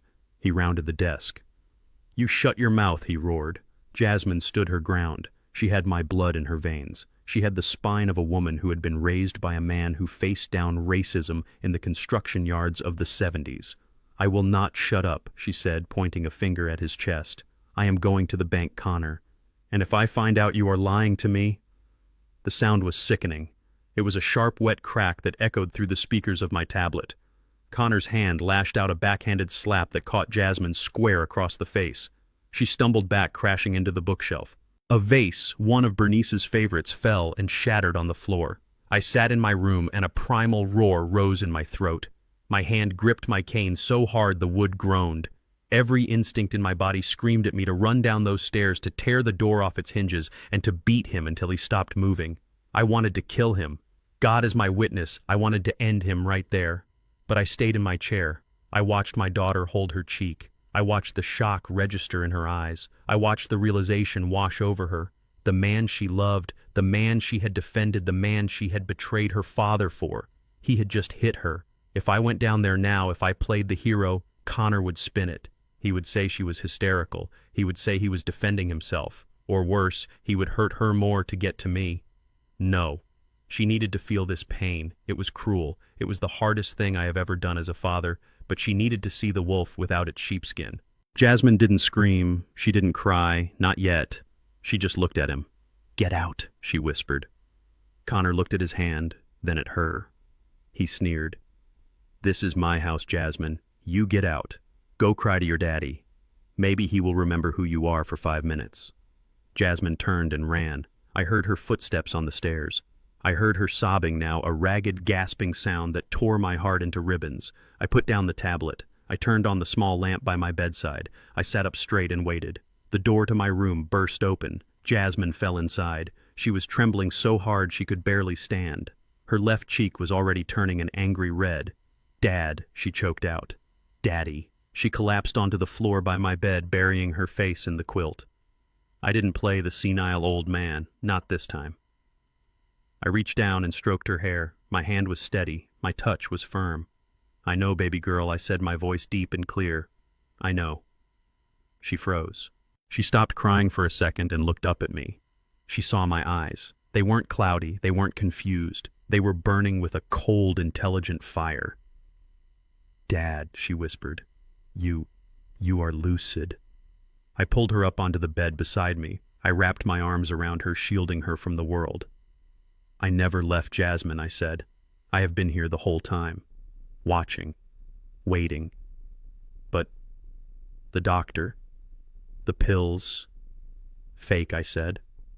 "All of it. He swapped my pills. He paid the doctor. He gaslit me with the keys. And I let him do it." She pulled back, looking at me with wide, terrified eyes. "Why? Why would you let him do this? Why didn't you tell me?" "Because you loved him," I said, wiping a tear from her bruised cheek. "Because if I had told you last month that your husband was a thief and a monster, you would have hated me. You would have defended him. You would have thought I was a jealous old man trying to ruin your happiness." I looked at the mark on her face. A surge of anger tightened my jaw, but I kept my voice soft. "Sometimes, Jasmine, you have to let the wolf show his teeth before you can convince the sheep to run. I had to wait until he bit you. And I am so sorry I had to wait this long." She started to cry again, but this time it was different. It wasn't the cry of a victim. It was the cry of someone waking up from a long nightmare. "He hit me, Dad. He hit me because I asked about the money. I know I said. I saw it. You saw it." I reached under my mattress and pulled out the tablet. I unlocked it and showed her the grid of camera feeds. The study, the kitchen, the living room. I have eyes everywhere, Jasmine. I have recorded everything, the fake pills, the safe cracking, the conversation with his doctor. And tonight. She stared at the screen. She saw Connor downstairs pacing the room, pouring another drink, stepping over the broken vase. "He is a monster," she whispered. I tapped the screen and opened a file. It was the recording from the party, the speech about affirmative action, the speech where he called me a relic and admitted he married her for the money. "Listen," I said. "I played it." Connor's voice filled the quiet bedroom. "He earned it so I could burn it. Cheers to affirmative action." Jasmine listened. Her face went pale, then white, then a cold, hard stone gray. The love in her eyes died. I watched it happen. It was like watching a light switch satisfy flick off. In its place came something else, something dangerous.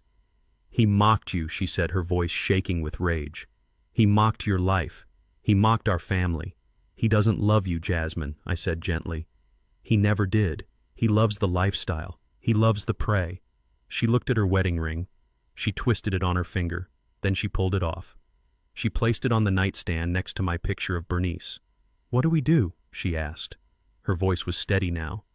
The tears had stopped. She sounded like a thorn. We finished the play, I said. You go back to your room. You lock the door. You tell him you are sorry in the morning. Sorry, she spat. I want to kill him. No, I said, gripping her shoulder. You will tell him you are sorry. You will tell him you were stressed. You will tell him you trust him.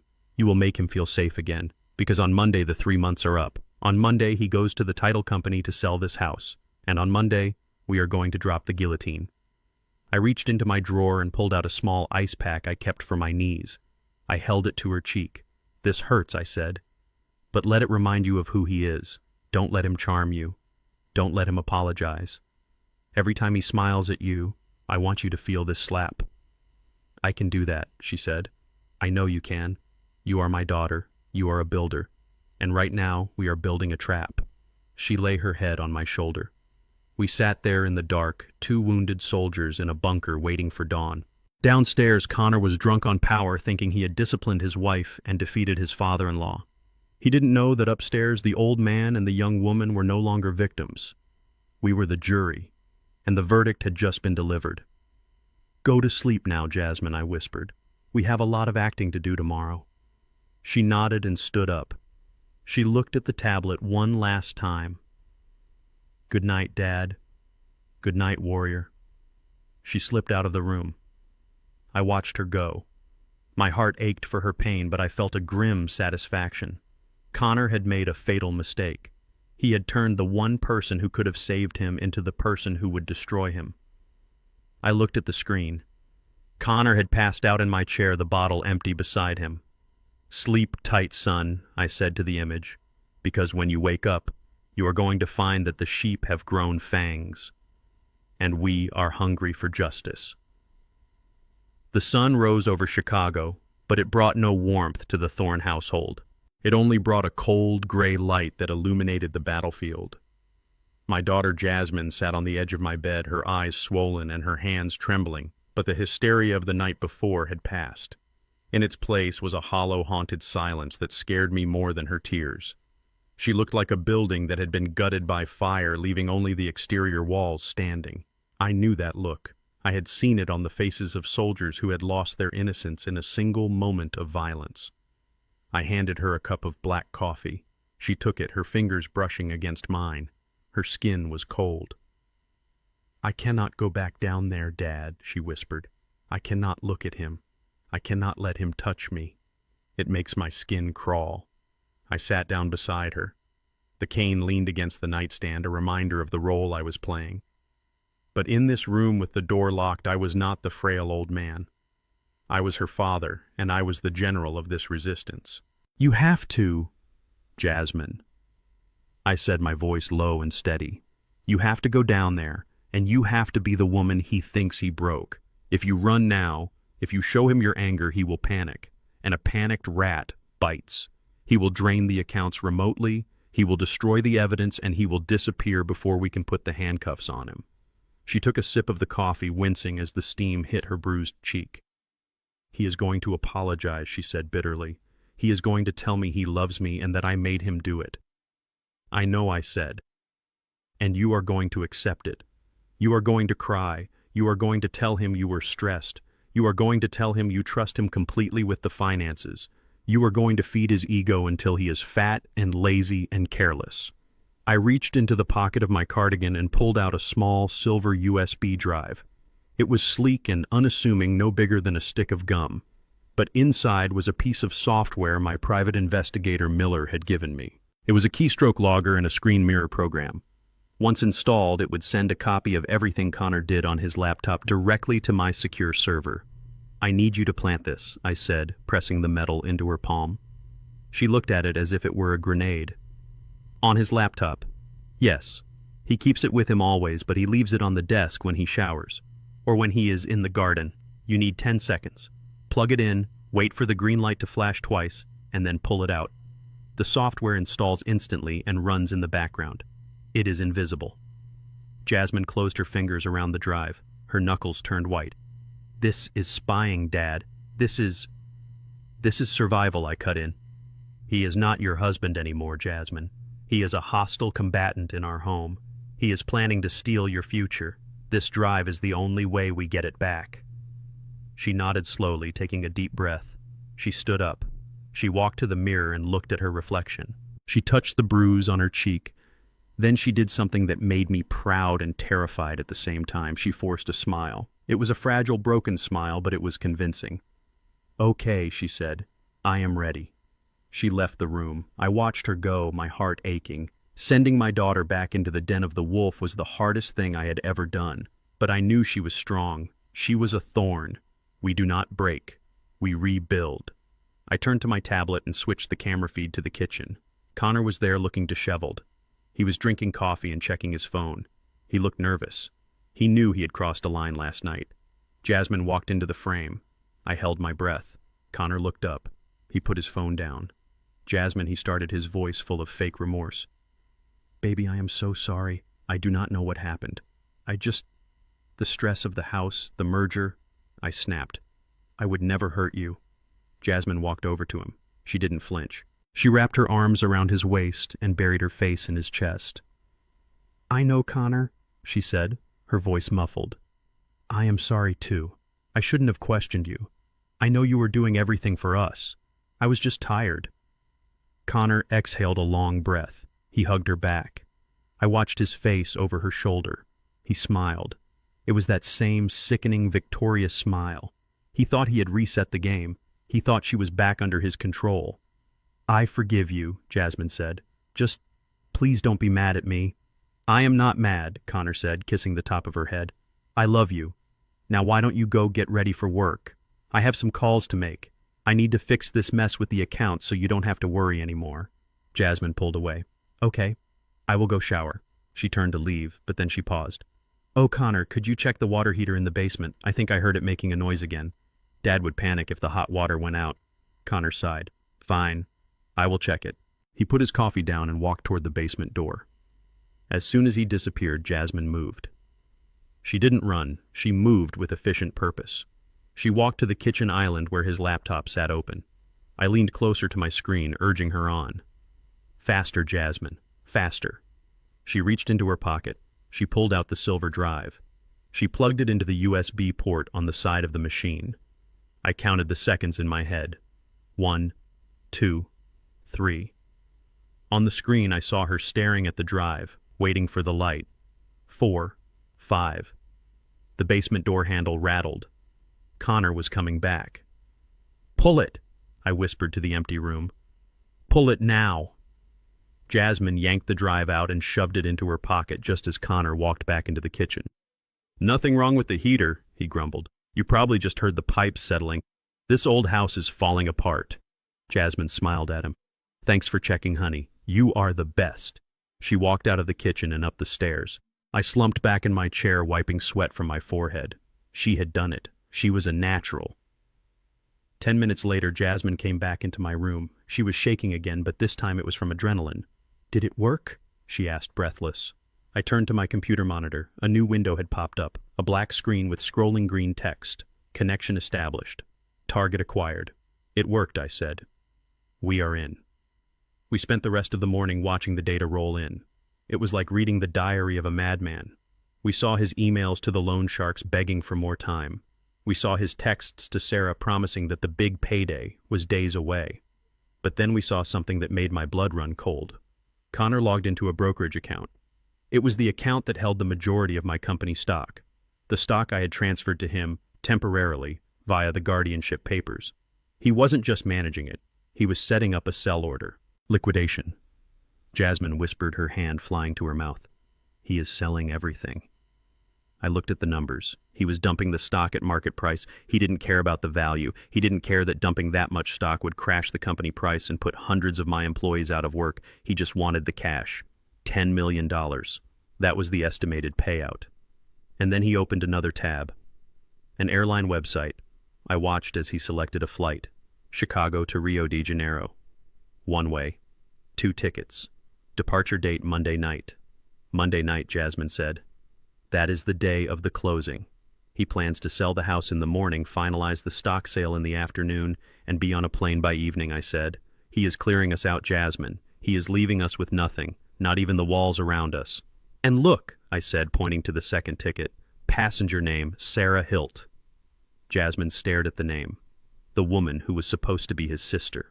The woman who was actually his wife. He is taking her, she said, her voice devoid of emotion. He is taking my money and running away with his wife. And leaving you with the debt, I added. Look at the liability clause on the stock sale. He set it up so the tax burden falls on you. Jasmine stood up. She walked to the window and looked out at the garden where Mr. Henderson used to work. She looked at the gray sky. He is not going to Rio, she said. No, I agreed. He is not. She turned back to me. Her eyes were dry. Her jaw was set. She looked exactly like her mother used to look when she was about to make a hard decision. What do we do, Dad? We let him think he is one, I said. We let him hit the button. What? If we stop him now, it is attempted fraud, I explained. He gets a slap on the wrist. But if we let him execute the trade, if we let him sign the closing papers on the house, then it is federal grand larceny. It is wire fraud. It is money laundering. But the money, Jasmine said. If he transfers it? He cannot transfer it, I said, tapping my temple. Because the moment he hits execute, the bank's security protocol, the one I triggered with my signature, will freeze the transaction. It will look like it went through on his screen, but the money will go into a holding account controlled by the FBI.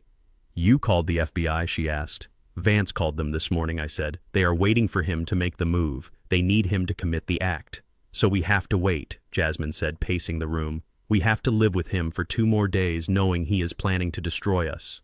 Yes, I said, and you have to be perfect, Jasmine. You have to help him pack. You have to talk about the new apartment he promised to buy us. You have to ask him what he wants for dinner. You have to be the loving wife until the very last second. Can you do it? I asked. Jasmine looked at the screen where Connor was now looking at photos of luxury villas in Brazil. She looked at the bruise on her face in the reflection of the monitor. I can do it, she said. I will help him pack. I will even iron his shirts. I want him to look good for his mugshot. That is my girl, I said. We sat there for a moment, watching the man who had tried to break us. He was humming to himself, clicking through pictures of beaches and cocktails. He had no idea that the laptop he was using was broadcasting his every thought to the victims he despised. We are not just father and daughter anymore, Jasmine said quietly. No, I said, taking her hand. We are partners. And Connor Hilt was about to find out that the Thorne family business wasn't architecture, it was justice, and business was about to be very good. Sunday morning arrived with a deceptive brightness, the kind of sharp, clear light that usually signals the beginning of a heat wave, but inside the Thorne residence the temperature was already at boiling point. We were living in a suspended reality. To the outside world, we were a happy, multi-generational family enjoying a lazy weekend breakfast. To the cameras recording silently in the ceiling, we were a tragedy in 3 acts. And to me and my daughter Jasmine, we were soldiers synchronizing our watches before the final assault. Connor was in a mood that I can only describe as manic euphoria. He had spent the night dreaming of Rio and wake up believing he was already a king. He walked into the kitchen wearing a silk robe that he had bought with my credit card, whistling a tune that grated against my nerves like sandpaper on glass.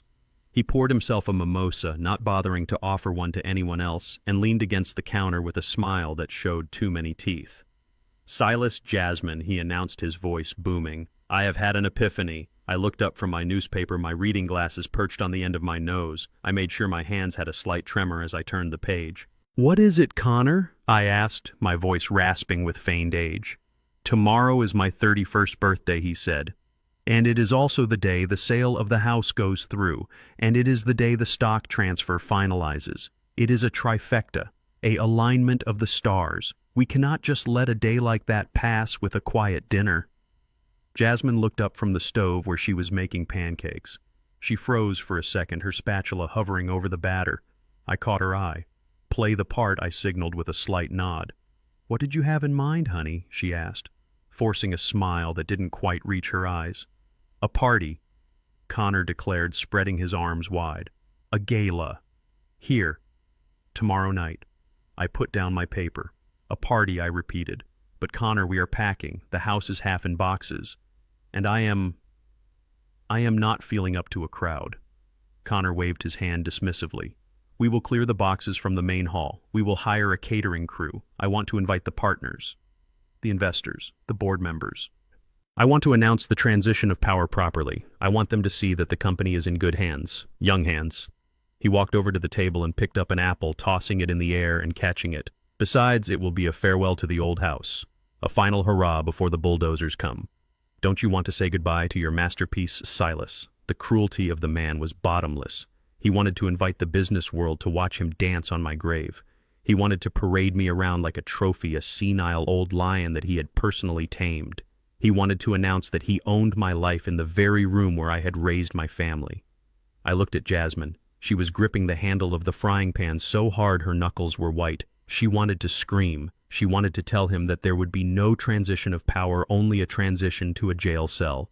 But I saw an opportunity. If he wanted an audience, I would give him an audience. If he wanted the board of directors and the investors to be present, then he was saving me the trouble of sending them the evidence.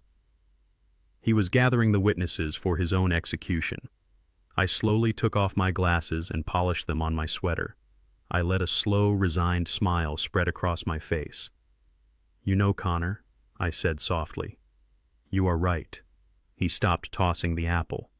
I am. Yes. It is a big day, a historic day. If you are going to take the helm of the company, you should do it with style. You should show them that you are a leader. Connor beamed. Exactly, Silas. I knew you would understand. It is about optics. Invite them all, I said, my voice growing stronger. Invite the board. Invite the bankers. Invite your friend Dr. Evans. And invite your sister, Sarah. She should be here for your big moment. Connor hesitated for a split second when I mentioned Sarah. I saw the calculation behind his eyes. He was wondering if it was risky to have his wife and his mistress in the same room. But his arrogance won out. He wanted Sarah to see him triumph. He wanted to show her the spoils of war. I will call her, he said. I think she might be feeling well enough to travel. Good, I said. Make it grand, Connor. Spare no expense. After all, it is only money. He laughed. That is the spirit, old man. He spent the next hour making calls. I listened from the living room as he charmed and cajoled.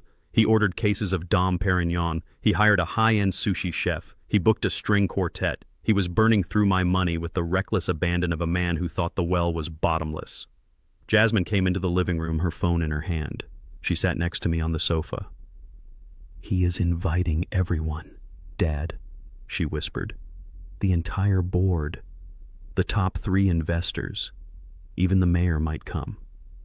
Good, I said, staring at the fireplace. Let them come. But the embarrassment, Jasmine said. When the police come in front of all those people, it will be a scandal. The company reputation. The reputation is already damaged. Jasmine, I said, he has been draining funds. The only way to restore faith is to show the world that we cut out the cancer ourselves. Publicly, surgically. When they see us take him down, they won't see a victim. They will see strength. They will see that the Thorne family does not suffer fools. She nodded, taking a deep breath. He wants me to make a speech. He wants me to toast him as the new CEO. You will, I said. You will raise your glass, you will smile, and you will tell everyone how talented he is, how surprising he is. I don't know if I can do it, she said, her voice breaking. You can, I said, because I have a plan for the entertainment. Connor walked back into the room, his face flushed with excitement. It is all set. 50 guests, 7 p.m. Start time, and I have arranged for a photographer. I want this documented. A photographer, I asked. Yes. I want a picture of the moment I sign the closing papers. We will do it as a ceremonial thing during the party. A passing of the torch. I gripped my cane. He wanted to make the theft of my home a photo opportunity. Connor, I said, leaning forward, since you are doing all this planning, since you are honoring the family legacy, I want to contribute something. He looked at me with that patronizing smirk. You don't have to do anything, Silas. Just put on a nice suit and try not to drool. I chuckled, a dry, rasping sound. I can do that. But I also have a gift for you. A birthday gift. Connor raised an eyebrow. He looked at my empty hands. He probably thought I had bought him a watch or a set of golf clubs. Something safe. Something boring. You didn't have to do that, Silas, I insisted. I have been working on it for a while. It is a digital presentation, a retrospective of your time with the family. Since you are taking over the future, I thought we should honor the path that brought you here. Connor's ego swelled visibly. He loved the idea. A tribute, a video montage of his greatness. That actually sounds nice, Silas, he said, sounding surprised. A video tribute. I like it. We can project it on the big wall in the ballroom, right before the toast. Exactly, I said. I will set up the projector myself. I may be old, but I still know how to run a presentation. Don't mess it up, he warned playfully. I want it to look professional. It will be very professional, I promised. It will be the most memorable video you have ever seen. He walked away humming, heading upstairs to pick out his outfit. Jasmine looked at me, her eyes wide. Dad? The video. Are you going to... I put a finger to my lips. I am going to give him exactly what he asked for, I whispered. A retrospective. A detailed high-definition history of his time in this house. But Dad, she said, if he sees you setting up the equipment... He won't care, I said. He sees me as a servant. He sees me as tech support. He is so blinded by his own reflection that he won't notice that the projector is connected to my secure server, not a flash drive of family photos. The rest of the day was a blur of activity. The catering crew arrived and started setting up in the kitchen. They pushed my furniture against the walls. They covered my tables with white linen. They transformed my home into a stage. I sat in the corner watching. I felt like a spy in enemy territory. Every time Connor walked by, he would give me a little nod, a gesture of ownership. Don't worry, Silas, he said at one point. We will keep a chair for you in the corner so you don't get tired. You can watch the fun from the sidelines. I smiled. Thank you, Connor. You are too kind. The sidelines. That is where he thought I belonged. He didn't know that the coach calls the plays from the sidelines. By evening, the house was unrecognizable. It was sleek cold and ready for a party. The smell of expensive appetizers filled the air. I went up to my room to dress. I opened my closet and pushed aside the cardigans and the slacks that Connor liked to see me wear. I reached into the back and pulled out my old tuxedo. It was a bespoke suit cut for me in London 20 years ago. It was a suit of armor. I put it on. It was a little loose around the waist. Stress will do that to a man, but the shoulders still fit. I tied my bow tie with steady hands. I looked in the mirror. The man looking back at me wasn't a victim. He wasn't a senile invalid. He was Silas Thorne, architect, father, survivor. I picked up my cane, not for support but for style. I walked over to the desk and checked the server one last time.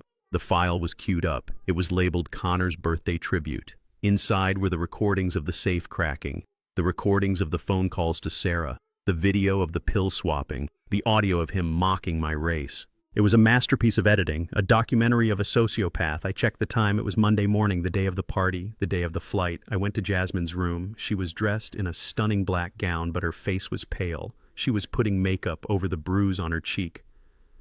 You look beautiful, I said, standing in the doorway. She turned. She looked at my tuxedo.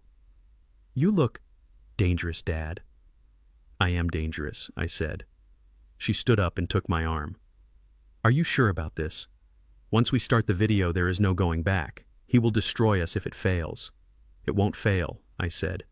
The truth is a heavy hammer, Jasmine. When it swings, it hits hard. We walked down the stairs together. The caterers were lighting the candles. The string quartet was tuning their instruments. Connor came out of the library. He was wearing a white dinner jacket. He looked like a movie star. He saw us and stopped. He looked surprised to see me looking so sharp, but he recovered quickly. Well, look at you two, he said, spreading his arms. The supporting cast is ready. He walked over and kissed Jasmine on the unbruised cheek. Happy birthday to me, he whispered. Then he looked at me. Do you have the gift ready, Silas? I patted the pocket of my tuxedo where the remote control for the projector sat. Oh yes, I said, my voice smooth and cold as ice. I have the gift right here, Connor, and I promise you it is going to bring the house down. Literally or figuratively, he laughed. Both, I thought. Let's get this party started, I said aloud. He turned and walked toward the door, ready to greet his guests, ready to accept their adoration, ready to be crowned king. I watched him go. "Enjoy the music, Connor," I whispered, because the silence that comes after it is going to be deafening. The guests began to arrive. The doorbell rang, the laughter started, the champagne corks popped, the stage was set, the actors were in place, and the trapdoor was oiled and ready to spring. The ballroom of my home had been transformed into a theater of excess. Connor had spared no expense using my credit cards to turn the sanctuary of my life into a spectacle of his vanity. Crystal chandeliers that Bernice and I had chosen together were now draped with modern streamers that looked cheap despite their price tag.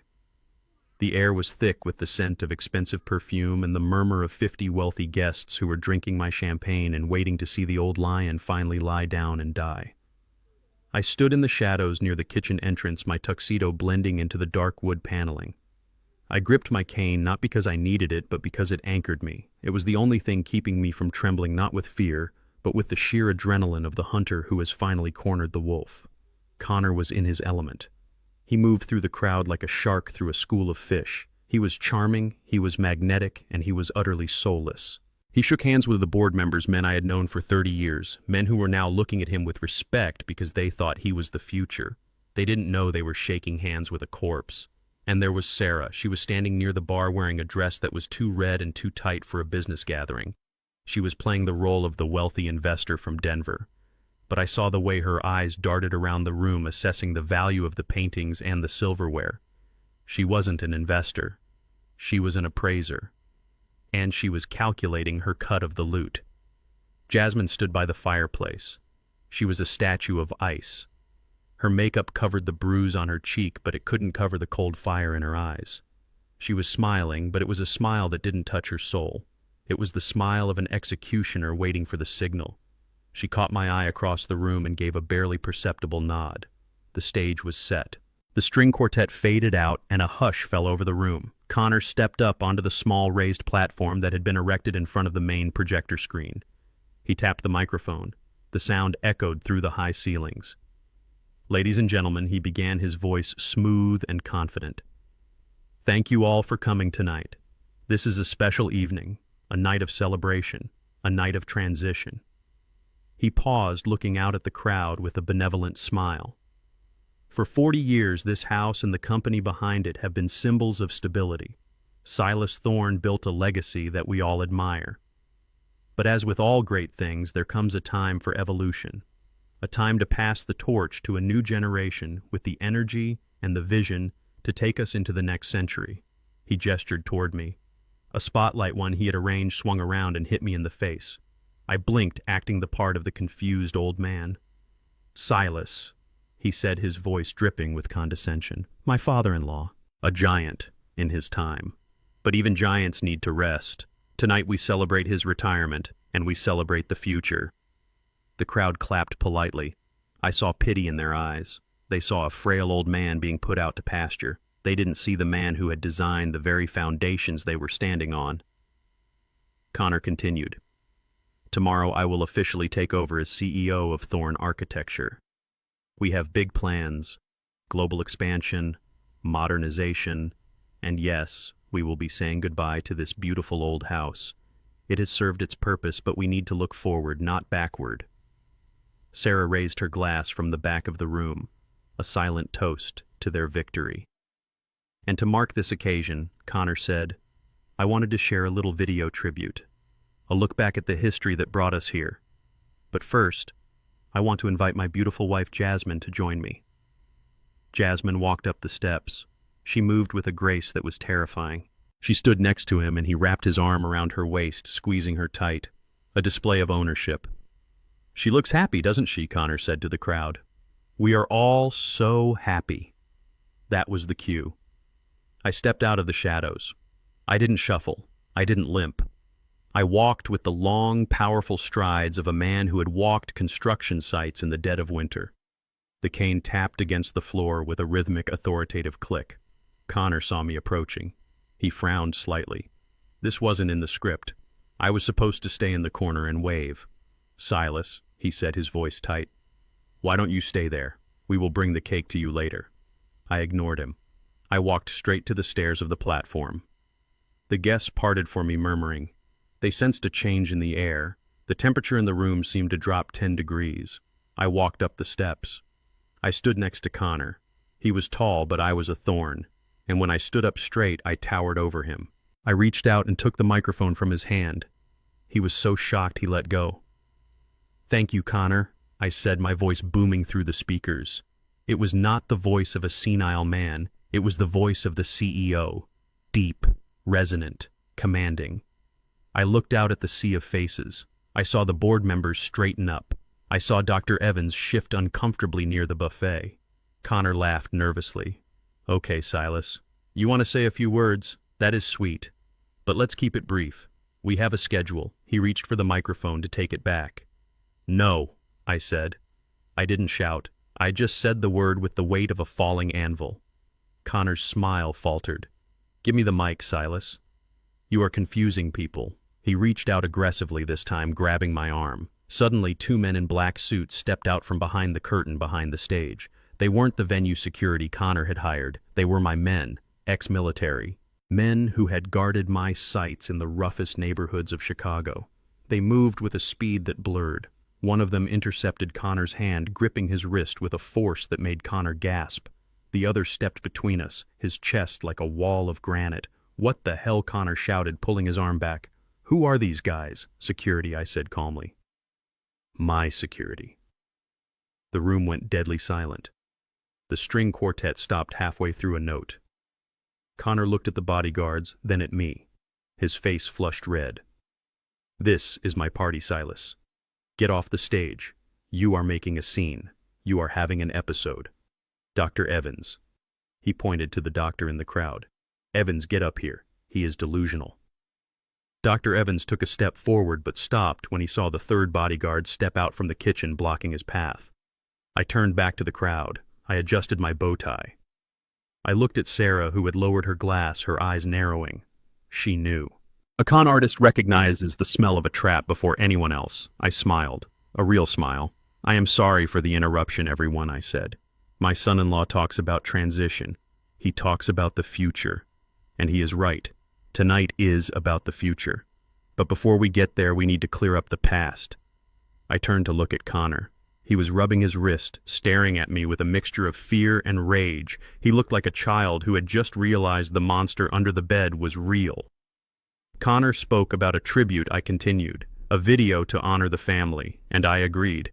I prepared the video myself. Connor's eyes widened. He remembered the projector. He remembered that I had set it up. He started to piece it together. "Silas, don't," he warned, his voice dropping to a hiss. "If you embarrass me..." I ignored him. I looked at Jasmine. She stepped back, giving me the center stage. But as I was editing the footage, I said, addressing the guests again, I realized something. We often look at photos, but we don't really see them. We see the smiles, we see the clothes, we see the celebration. But we miss the details, the little things in the background, the reflections in the glass. I paused. The silence in the room was absolute. You could hear a pin drop. 1 month ago, I received a phone call from our wedding photographer. He told me he had found something disturbing in the wedding photos. Something that changed the way I see my son-in-law, and something that changed the way I see the future of this company. Connor lunged. "Cut the power," he screamed at the technician in the back. "Cut it now." But the technician didn't move. He was looking at the bodyguard standing next to him. "Connor, this is insane," he yelled. "This is dementia. Don't listen to him." I pressed the button on the remote control in my pocket. The lights in the ballroom dimmed. The massive screen behind us flickered to life. "Today," I said, my voice cold and hard as steel, "I want to re-show my daughter's beautiful wedding photos, because there are details we missed, and there are truths that can no longer hide in the shadows." Connor stood frozen. He looked at the screen. He looked at the exit. But the doors were closed. The bodyguards were in position. The trap was sprung. "Sit down, Connor," I said. "The show is just beginning." And for the first time in his life, Connor Hilt did exactly what I told him. He sank onto the stool behind him, his face the color of ash as the first image appeared on the screen, towering over him like a judgment from God. The first image hit the screen with the silence of a held breath, followed immediately by the collective gasp of 50 people. It was the photo Benny had shown me in the studio, the one taken at the wedding reception. At first glance, it was romantic, just Connor kissing Jasmine's temple. But then I zoomed in using the remote. The reflection in this window grew larger, pixelated but undeniable. The smartphone screen, the text message to the shark. Fish has bitten the hook. The old man will sign within 3 months. Start preparing the nursing home. I watched Connor's face. The color drained from his skin so fast it looked like his blood had simply evaporated. He stood up, knocking his stool over. "That is fake," he shouted, his voice cracking. "That is Photoshop. He is making it up. He is jealous." I did not answer him. I simply pressed the button again. The screen changed. This time it was a video. The timestamp in the corner read Tuesday 7:15 a.m. It was the kitchen footage. The guests watched in horrified fascination as Connor Hilt, the man who had just shook their hands, walked to the counter. They watched him open my pill organizer. They watched him dump my life-saving heart medication into the garbage disposal. They heard the crunch of the grinder, and they watched him replace the pills with sugar tablets. A woman in the front row put her hand over her mouth. One of the board members, a man I had known for 20 years, stood up, his face dark with anger. "You tried to kill him," the board member whispered. "It wasn't just greed," I said into the microphone, my voice calm and terrible. "It was a calculated medical crisis. He swapped my medication for sugar, and then he waited for me to fall. And when I did fall, he took me to a doctor he had bought and paid for." I looked at Dr. Evans. He was trying to inch toward the exit, but my security guard stepped in his path, crossing his massive arms. Evans looked like he was about to vomit. Connor was shaking his head frantically. "No. No. It was a mistake. I was organizing his pills. I was helping him." I pressed the button again. The video cut to black, but the audio remained. It was the recording from the night of the party. The sound was crystal clear. The bass of the music thumped in the background, but Connor's voice cut through it like a knife. He earned it so I could burn it. Cheers to affirmative action. He stacked the bricks so a white boy from the suburbs could take the keys. The room went cold. The temperature seemed to drop 20 degrees in a second.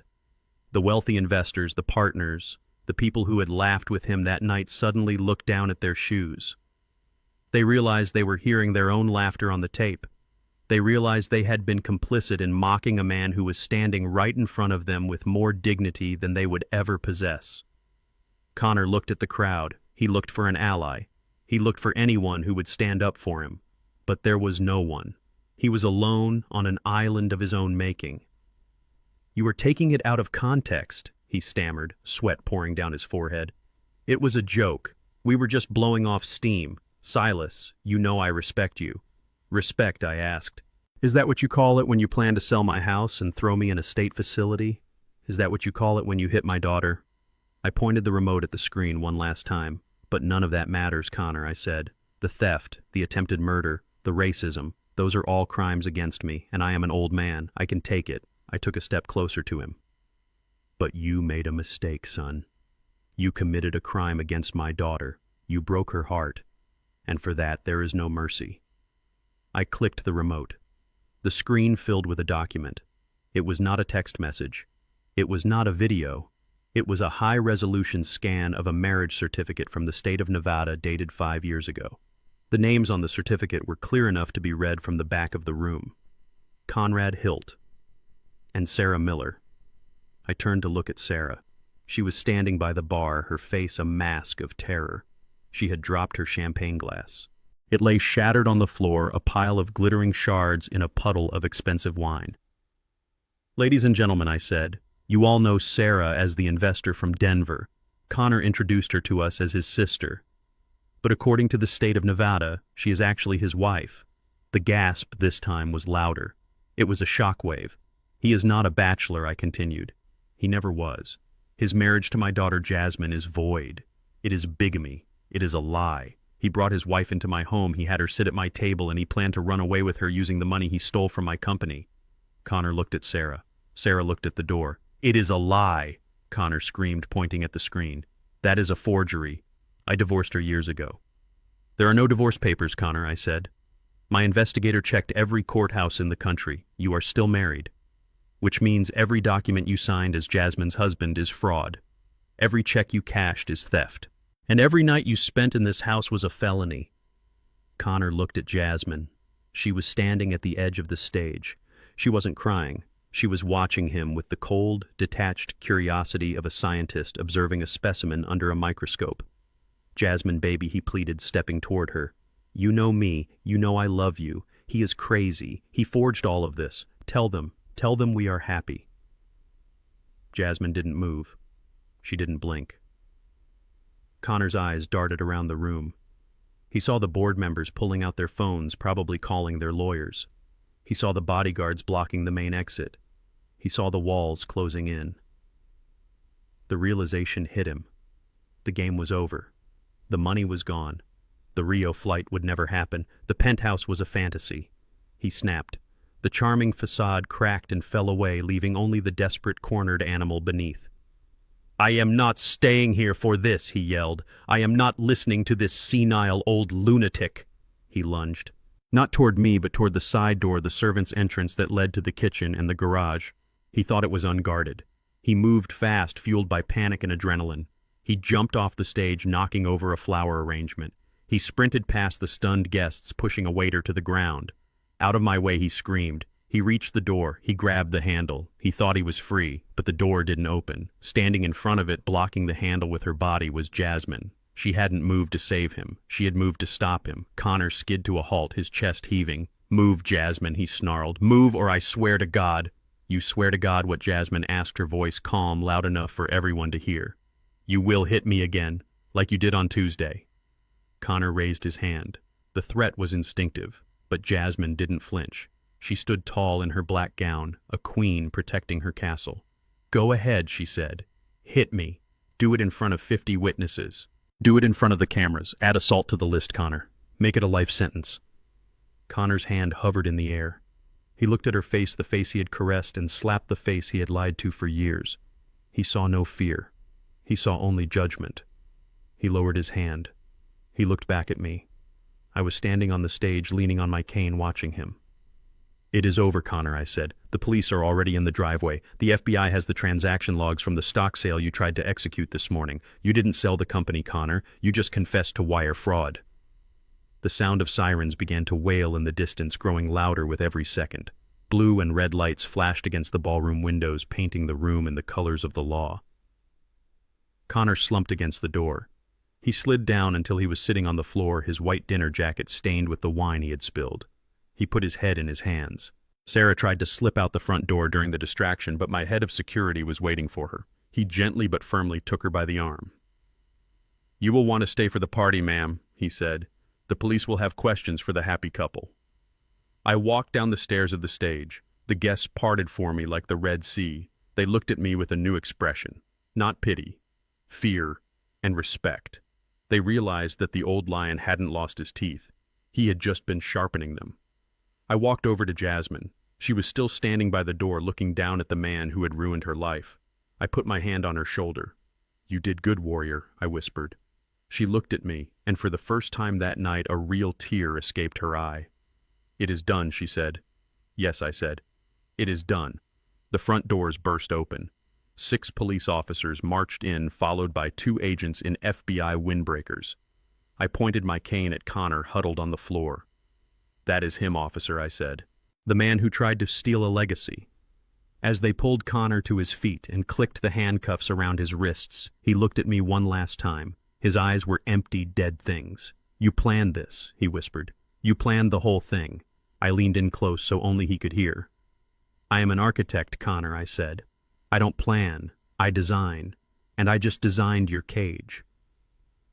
The handcuffs were tight around Connor's wrists, but his mouth was still running a mile a minute. He was a drowning man who believed he could talk the water into letting him breathe. He scrambled to his knees, his face twisted into a mask of desperate arrogance that was painful to watch. He looked at the police officers, he looked at the FBI agents, and then he looked at me with eyes that burned with a mixture of hatred and delusion. You cannot do this, he screamed, his voice cracking and echoing off the high ceilings of the ballroom. I am the legal guardian. I have the power of attorney. I have the papers signed by him. I am the CEO of Thorn Architecture. This is a hostile takeover. This is kidnapping. I demand to see my lawyer. He looked around the room, searching for validation from the board members who were now staring at him like he was a contagious disease. Tell them, he shouted at the chairman of the board. Tell them I have the signature. You saw the documents. You saw the medical report. I am in charge here. I stood on the steps of the stage, leaning casually on my cane. I waited for him to finish. I waited for the echo of his screaming to die down until the only sound in the room was the hum of the projector fan cooling down. Then I nodded to the back of the room. "Mr. Vance," I said softly, "if you would be so kind." Vance stepped out from the shadows. He had been standing there the whole time, a silent sentinel in a gray wool suit holding a battered leather briefcase that he had carried since the Reagan administration. Vance walked through the crowd with the slow, deliberate pace of a man who knows he holds the aces. He didn't look at Connor. He walked straight to the police officers and held up a hand, signaling them to pause. Vance placed his briefcase on a cocktail table. The click of the latches opening sounded like gunshots in the quiet room. Mr. Hilt Vance began, his voice dry as dust. "You keep mentioning these signatures. You keep claiming you have legal authority over Mr. Thorne's assets and his company." "I do," Connor spat, struggling against the officer's grip. "I have the durable power of attorney, signed 3 days ago. It is ironclad." Vance pulled a document from his briefcase. He held it up to the light. "You mean this document?" he asked. "That is it," Connor yelled. "That is my ticket. Read it. It gives me full control." Vance adjusted his glasses. He looked at the document. Then he looked at Connor with a pitying expression that was far worse than anger. "Mr. Hilt, you are a financial advisor. You pride yourself on your attention to detail, yet you seem to have missed a very critical detail regarding Mr. Thorne's signature." Connor froze. "What are you talking about?" Vance turned the document around so Connor could see it. He pointed a long, bony finger at the bottom of the page. "Mr. Thorne has 2 signatures on file with the bank and the firm's legal department," Vance explained. "One is his standard operating signature. The other is what we call a duress protocol." I stepped forward.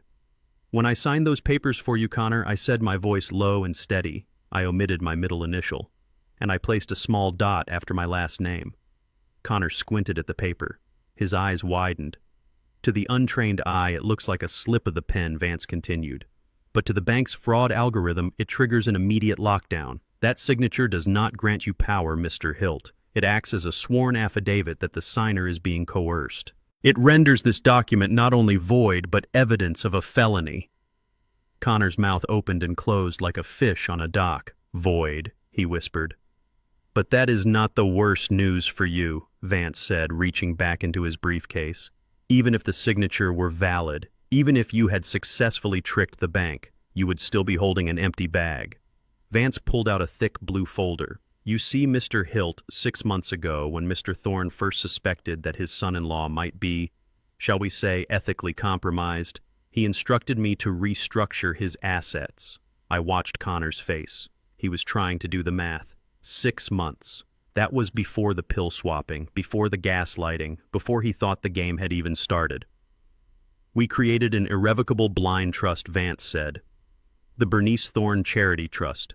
6 months ago, Mr. Thorne transferred the deed to this house, the patent rights to his architectural designs, and 98% of his liquid capital into that trust." Connor shook his head. "No, that is impossible. I saw the accounts. I saw the balances on the screen this morning." "You saw a mirror site," Vance said, allowing himself a tiny smile. "You were looking at a ghost account, Mr. Hilt, a simulation we set up to keep you complacent. The real money was moved to a secure offshore holding meant for building schools and libraries. It has been out of your reach since last spring." Connor slumped. His legs gave out and the officers had to hold him up. "The millions, the Rio money, the fortune he had married my daughter for, it was all gone. It had never really been there. So I get nothing." He croaked, his voice barely audible. "I am just broke." "Oh no," Vance said, closing the briefcase. "It is much worse than that. You are not just broke, Mr. Hilt, you are indebted." I walked down the final step and stood right in front of him. This was the moment. The payoff. "Do you remember last week, Connor?" I asked. "Do you remember when you insisted on restructuring the company to prepare for your takeover? You created a new holding company. Hilt Global, you called it, and you merged it with my old company." Connor nodded slowly. "Yeah, to consolidate the tax liability." "Correct," I said. "And do you remember signing the assumption of liability agreement? You were so eager to put your name on the door, you didn't read the fine print, did you?" Vance held up one final document. It was the one Connor had signed with a flourish just 5 days ago. The entity you took control of, Vance said, is a shell corporation. Mr. Thorne transferred the healthy assets to the trust, but he left the toxic liabilities in the original company. Specifically a $5 million loan taken out in the 80s for a project that went bust plus 30 years of accrued interest and penalties. Vance leaned in. When you signed this merger, Mr. Hilt, you personally guaranteed that debt. You didn't just inherit a company. You inherited a $5 million bill, and since the company has no assets, the bank will come for you.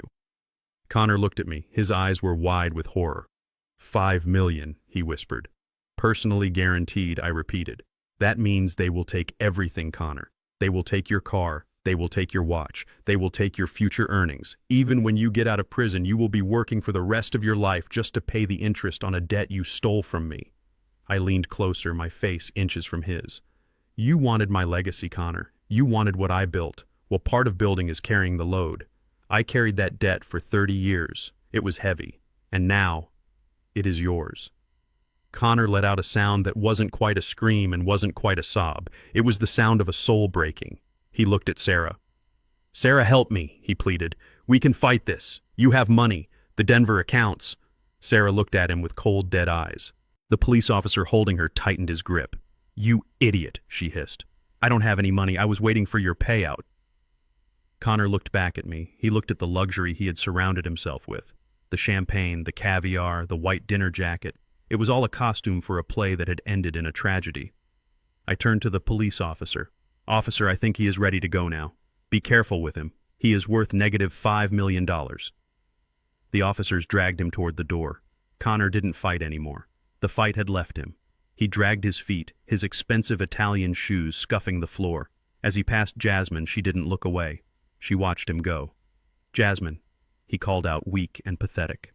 Jasmine, please. She took a sip of her champagne. Goodbye, Connor, she said. Good luck with the debt. The doors closed behind him. The flashing blue lights painted the walls for a moment longer and then faded as the cruisers drove away. The room was silent. 50 guests stood frozen, holding their breath. They had come for a party. They had witnessed an execution. I turned to Vance. Thank you, old friend, I said, shaking his hand. Vance nodded, snapping the locks on his briefcase shut. Always a pleasure, Silas. I will send the foreclosure notice to his cell. I looked at the crowd. They were waiting for me to speak. They were waiting for the old man to explain himself. But I didn't need to explain. I walked over to the projector and pulled the plug. The screen went dark. The evidence of Connor's crimes vanished, leaving only the truth of the aftermath. I walked over to the bar and poured myself a glass of water. My hand was steady, perfectly steady. The show is over, everyone, I said calmly. Please feel free to finish the champagne. I paid for it after all. And then I turned my back on them and walked toward my daughter. We had a company to rebuild. We had a garden to replant. And for the first time in a long time, the air in my house tasted clean. It tasted like freedom, and it tasted like justice. The ballroom was a sea of blue uniforms, and the air that had smelled of expensive perfume just moments ago now smelled of sweat and fear. The arrival of the police was not a polite knock on the door, it was an invasion. They moved with the heavy tactical precision of men who knew exactly who they were looking for, and they did not care about the silk table runners or the crystal glasses. I stood on the bottom step of the stage watching the chaotic ballet of justice unfold. It was a scene I had designed in my head 1,000 times over the last 3 months, but seeing it in reality was visceral. It was the physical manifestation of consequence. Connor was still on his knees where he had collapsed. When the first officer laid a hand on his shoulder, he flinched as if he had been burned. The arrogance that had defined him, the swagger that he wore like a second skin, had evaporated completely, leaving behind a shivering, terrified child. "Get up!" The officer barked, his voice cutting through the murmurs of the stunned guests. "Connor." "Hilt, you are under arrest." Connor scrambled to his feet, his movements jerky and uncoordinated. He looked around the room, his eyes wide and frantic, searching for an exit that didn't exist. He looked at the board members, he looked at the investors, he looked at the people he had spent the evening trying to impress. "Tell them," he shouted, his voice cracking into a high-pitched squeal. "Tell them this is a mistake. I am the CEO. I am the owner of this property. You cannot arrest me in my own house." The officer spun him around and slammed him against the wall next to the projector screen. The sound of his body hitting the plaster echoed through the room, making the guests flinch. You have the right to remain silent. The officer recited the words flowing with practiced indifference. I will not be silent, Connor screamed, struggling against the arm pinning him to the wall. What am I being charged with? I demand to know the charges. This is harassment. This is racial profiling against a white man in a black neighborhood.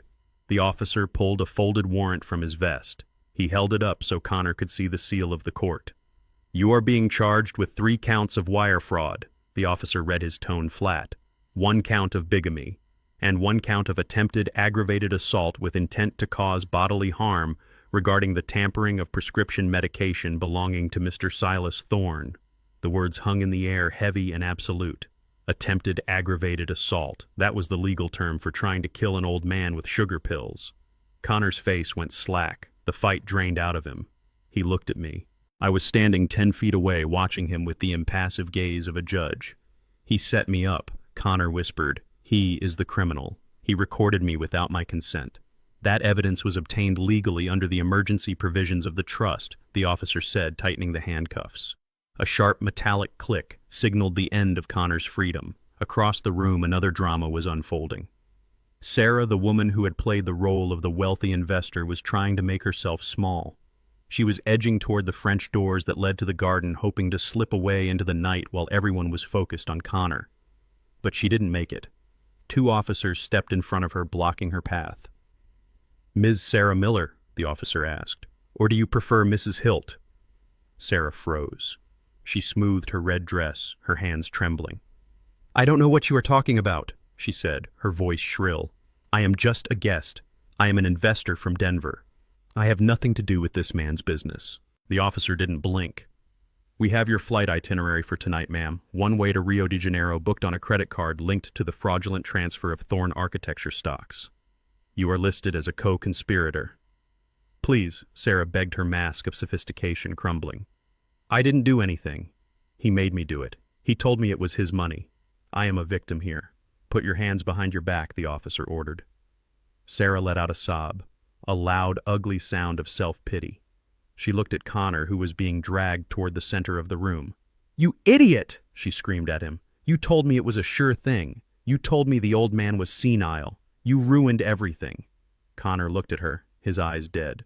Shut up, Sarah, he muttered. Just shut up. The officers marched them both toward the front door. The guests, the elite of Chicago, parted like the Red Sea. They stared at the handcuffs. They stared at the tear-stained faces of the couple who had toasted their own success just an hour ago.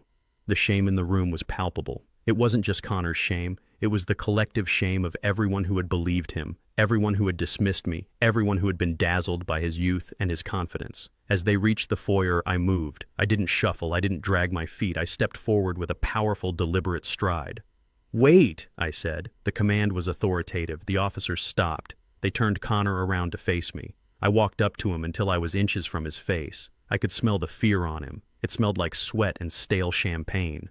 Connor looked down at my cane. He expected me to hit him with it. He flinched, closing his eyes. But I didn't raise the cane.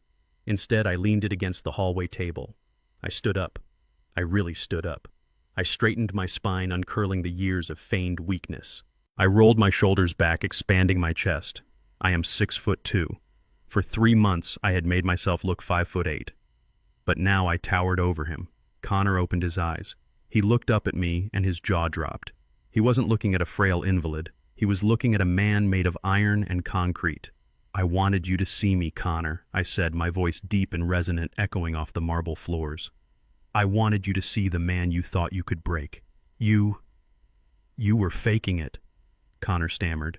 The whole time. The dizziness. The memory loss. I leaned in closer. My eyes locked onto his. I wasn't faking the weakness, Connor. I was hiding the strength. Because a man like you doesn't understand strength unless it is used to crush something. You think power is money. You think power is a title. You think power is a house you didn't build. I gestured to the ballroom behind me, to the intricate woodwork I had carved, to the foundation I had poured. You looked at me and you saw a black man in a big house, and you assumed I was lucky. You assumed I was a relic. You assumed I was something to be swept aside. Connor swallowed hard. You did. I cut him off. You said it on the tape. You said I earned it so you could burn it. You thought I was just a stepping stone for your ambition. I took a deep breath, letting the anger fuel my words. But you forgot where I came from, son. I didn't inherit this. I didn't marry into this. I built this empire from the mud. I mixed the mortar with my own sweat. I fought banks that wouldn't lend to me. I fought inspectors who wanted to shut me down. I fought a world that told me I belonged in the basement, not the penthouse. I pointed a finger at his chest, right over his heart. You evaluated my net worth, Connor, but you failed to evaluate my character. You underestimated a black man who has survived wars you couldn't even imagine. You thought you were a wolf in a sheep pen. But you walked into the den of a lion, and you tried to steal his cubs. Connor looked down. He couldn't meet my gaze. The truth was too bright, too heavy. I stepped back. I picked up my cane again, not because I needed it, but because it was mine. Get him out of my house, I said to the officers. The air needs to be cleared. The officers nodded. They gripped Connor's arms and began to drag him out. As he crossed the threshold, as the cold night air hit his face, Connor looked back one last time. He looked at Jasmine, who was standing by the stairs watching him with dry eyes. He looked at the house that would never be his. And he looked at me standing tall and unbroken in the center of my domain. I hope the cell is comfortable, Connor, I called out. It is a bit smaller than the master suite, but at least it is secure. The door slammed shut. The sound was final, like the closing of a coffin lid. Silence returned to the house. But it wasn't the awkward silence of the party. It was a cleansing silence. Sarah was led out next, weeping loudly, begging for a lawyer. I didn't even look at her. She was a footnote in the story, a parasite that had been removed. I turned to the room. The guests were still standing there, frozen. They looked at me with a mixture of awe and embarrassment. They didn't know what to say. They didn't know if they should apologize or leave. I walked over to the bar. I picked up the bottle of 40-year-old scotch that Connor had opened. I poured a small amount into a clean glass. I raised the glass to the room. To the truth, I said. A few people raised their glasses tentatively. To the truth, they murmured. Then I looked at Jasmine. She walked over to me. She took the glass from my hand and took a sip. Then she hugged me. She hugged me so tight I thought my ribs would crack. It is over, Dad, she whispered. They are gone. Yes, I said, stroking her hair. They are gone, and we are still here. I looked around the room at the wreckage of the party. The streamers, the spilled wine, the broken glass. It was a mess, but it was my mess, and I knew how to fix it. I was an architect after all. Rebuilding was what I did best. Go home, everyone, I said to the guests. The show is over. They began to file out quickly, quietly, leaving their half-eaten food and their unopened gifts. They wanted to distance themselves from the scandal. They wanted to go home and tell their friends about the night Silas Thorne stood up. As the last guest left, I instructed the security team to lock the gates. I wanted the world locked out. I wanted just us, just the family inside these walls. I walked to the window and watched the police cruisers fade into the distance, their sirens wailing like mourning songs for Connor's lost future. He was going to a place where there were no mimosas, no silk robes, and no easy marks. He was going to learn the hard way that the only thing you truly own in this life is your integrity, and he had sold his for a plane ticket he never got to use. I turned back to Jasmine. She was sitting on the stairs, taking off her heels. "Are you okay?" I asked. She looked up. Her makeup was smeared, but her eyes were clear. "I will be," she said. "I feel lighter." "That is the feeling of dropping a dead weight," I said. I sat down next to her. We sat in silence for a long time, listening to the house settle, listening to the absence of the enemy. "You know, Dad," she said softly, "you were terrifying tonight." I chuckled. "I was just being myself, honey." "No," she said, shaking her head. "You were bigger than yourself. When you stood up, you looked like a mountain." I put my arm around her. "A mountain only stands tall because it has deep roots, Jasmine. Never forget your roots, and never let anyone try to cut them down." We sat there on the stairs, the old man and the young woman, surrounded by the ruins of a betrayal, but built on a foundation of love. We had won. It had cost us our innocence, and it had broken our hearts, but we had won. And as the clock struck midnight, signaling the start of a new day, I knew that we would be okay. We were thorns, and thorns protect their own. The silence that followed the departure of the police cars was heavy, but it was not oppressive. It was the kind of silence that falls over a forest after a violent storm has passed. The air feels scrubbed clean, the dead branches have been torn down and the ground is littered with debris, but the roots are still holding fast. I stood by the window watching the last of the red taillights disappear around the bend of the driveway, and then I turned back to the room that had been the stage for the most difficult night of my life. Jasmine was sitting on the sofa. She had kicked off her high heels and curled her legs under her black gown. She looked small in the vast room surrounded by half-empty champagne glasses and abandoned appetizers. The adrenaline that had sustained her during the confrontation had drained away, leaving her pale and trembling. She wasn't shaking from fear anymore. She was shaking from the aftershock of truth. I walked over to the sideboard and picked up the pile of wedding proofs that Benny had printed for me. The glossy images of a happiness that never existed. I carried them over to the sofa and sat down next to her. The cushions sighed under my weight. "I am sorry, Dad," Jasmine whispered. She didn't look at me. She was staring at her hands, the hands that were no longer wearing a wedding ring. "You have nothing to be sorry for," I said softly. "I brought him here," she continued, her voice gaining a little strength but cracking with emotion. "I invited the wolf into the sheep pen, just like you said. I defended him. I turned against you. I let him treat you like a burden in your own house. How could I be so blind? How could I not see that he was a monster?" I placed the stack of photos on the coffee table. "Because monsters don't look like monsters, Jasmine," I said. "If they did, we would run away. They look like princes. They sound like poets. They study us. They find the cracks in our armor and they pour themselves in until we think they are the glue holding us together." I reached out and took her hand. It was cold. "You fell in love with a reflection, Jasmine. A reflection he created just for you. That doesn't make you stupid. It makes you human. And it makes you a person with a good heart who wants to see the good in others. Never apologize for having a good heart. Just learn to guard it better." She looked up at me then. Her eyes were swimming with tears. "He wanted to sell the house," she said. "He wanted to erase Mom." I looked around the room. I looked at the spot where the grandfather clock used to stand before he moved it. "He couldn't erase her," I said, "because a house isn't just wood and brick. It is the memory of the people who lived in it. And as long as we are here, he hasn't erased anything." I picked up the first photo from the stack. It was the one of them cutting the cake. Connor's hand was over hers, guiding the knife, a gesture of dominance disguised as romance. "I think it is time to do a little redecorating," I said. I stood up and walked over to the fireplace. The logs were still glowing embers from the fire Connor had insisted on lighting for atmosphere. I picked up the iron poker and stirred them until a flame licked up orange and hungry. Jasmine stood up. She picked up the stack of photos. She walked over to me. She took the photo from my hand. She looked at Connor's smiling face one last time. There was no hesitation in her movement, no lingering sentiment. She tossed the photo onto the grate. The paper curled instantly. The heat turned the glossy image black. Connor's smile bubbled and melted away, disappearing into smoke. Next, she threw in the photo of the first dance, then the photo of the vows. We stood there side by side, feeding the fire with the evidence of a lie. With every picture that burned, the room seemed to get a little lighter. The smell of burning plastic was acrid, but to me it smelled like purification. Finally, there was only one photo left. The photo Benny had taken. The one with the reflection in the window. The text message. "Fish has bitten the hook." Jasmine held it. She looked at the text. "I am not a fish," she whispered. "No," I said.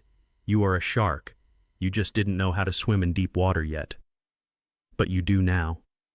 She threw the photo into the heart of the fire. We watched it turn to ash. We watched the words burn. The hook was gone. The line was cut. Jasmine dusted off her hands. She took a deep breath. Her posture straightened.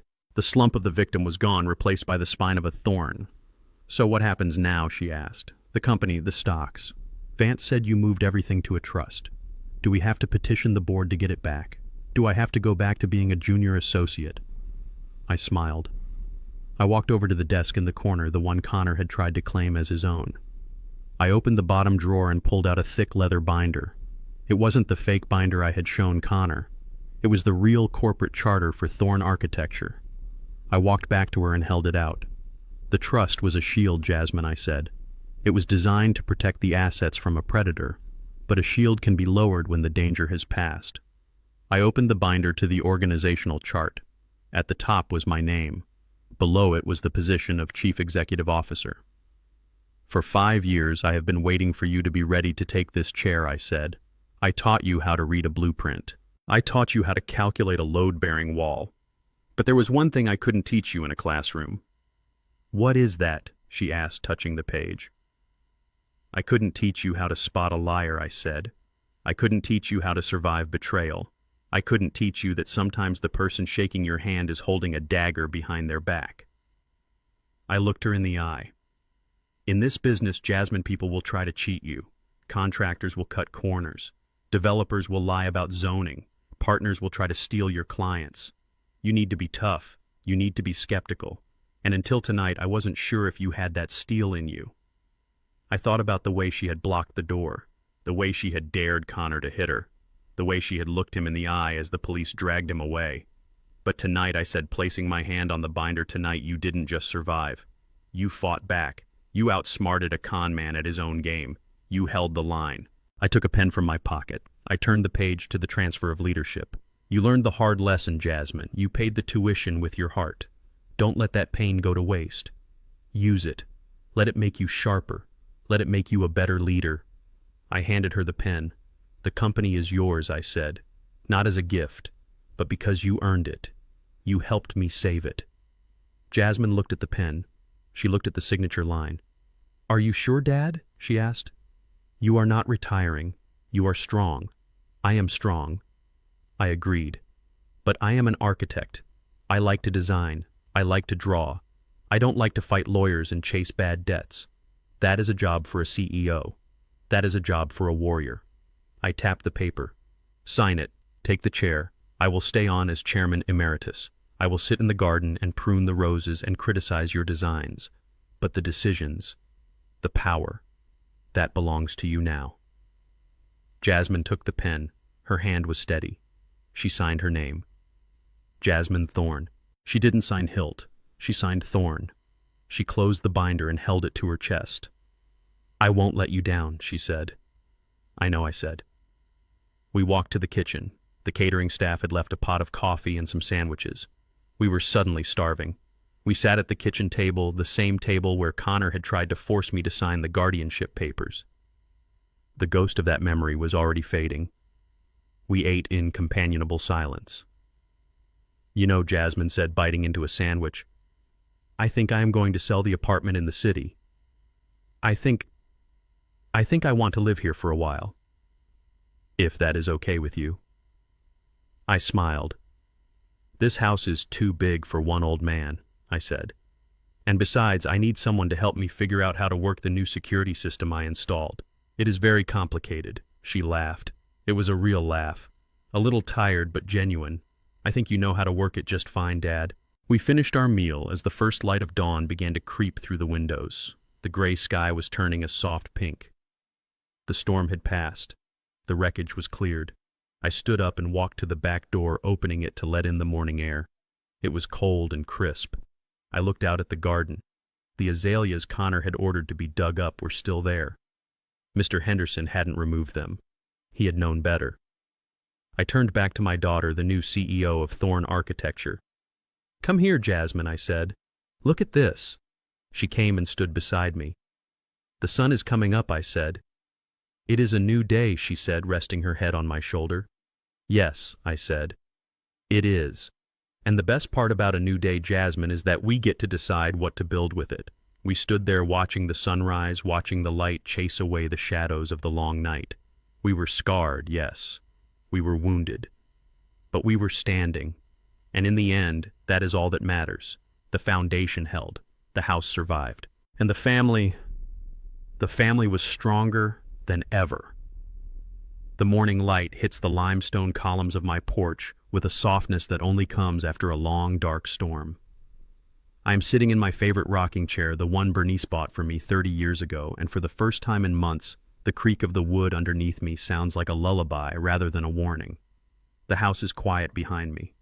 It is not the silence of an empty tomb, nor is it the silence of fear that Connor imposed upon us. It is the peaceful silence of a fortress that has successfully repelled an invasion. I hold a cup of black coffee in my hands, letting the warmth seep into my old bones. I watch the steam rise and disappear into the cool autumn air.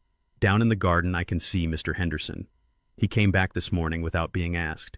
He is down on his knees by the azaleas, his hands deep in the soil, carefully repairing the damage Connor caused.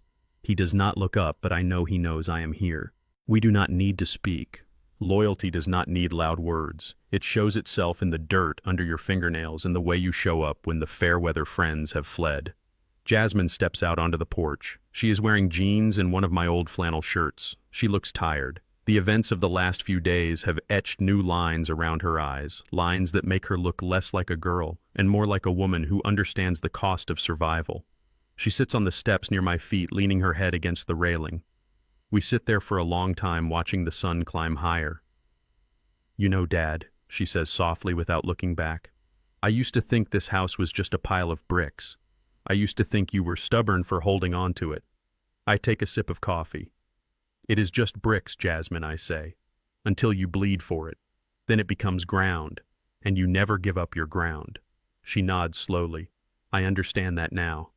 I look at her and I see the future of the Thorne family. She is bruised, yes, her heart is broken and her trust has been shattered. But as an architect, I know that the strongest steel is forged in the hottest fire. She will not be the same naive girl who married a man because he smiled nicely. She will be sharper, she will be wiser. She will look at a contract and see the traps before she signs. She will look at a suitor and see the shadow behind the charm. Connor wanted to break her, but he only succeeded in tempering her. I look out at the skyline of Chicago in the distance, the city I helped build. I think about the man I had to become to save us. I had to shrink myself. I had to dim my light. I had to let a mediocre man treat me like a child in my own kingdom. It was a humiliation that burned my pride every single day. But it taught me a lesson that I will carry to my grave. We spend so much time building fences to keep the enemy out. We install alarms. We lock our doors. But the most dangerous enemy is the one we invite in for dinner. The one we give a key to. The one we trust with our hearts. Connor did not break in. We opened the door for him. And that is the hardest truth to swallow. But we also threw him out. And that is the victory. I look at the garden again. The azaleas will bloom again next spring. They are resilient, just like us. Jasmine stands up and stretches. She looks at me with a small, sad smile. "I'm going to the office later," she says. "I have a meeting with the partners. I need to explain everything." "You do not need to explain anything," I tell her. "You just need to lead. Walk in there with your head high.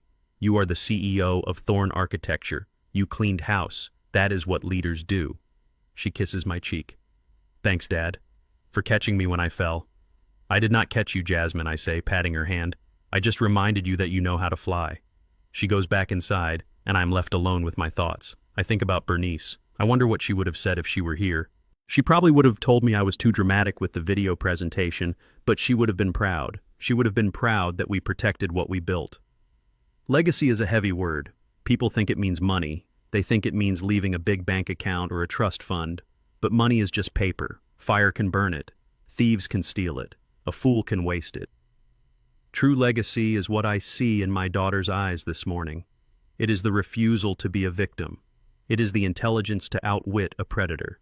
It is the courage to stand in front of a room full of people and own your truth. I close my eyes and listen to the wind in the trees. I am 72 years old. My knees ache when it rains, and my hands are not as steady as they used to be. But my mind is sharp, my spirit is unbroken, and my home is safe. I am Silas Thorne. I am a builder, and I know that as long as the foundation is good, the house will stand, no matter how hard the wind blows.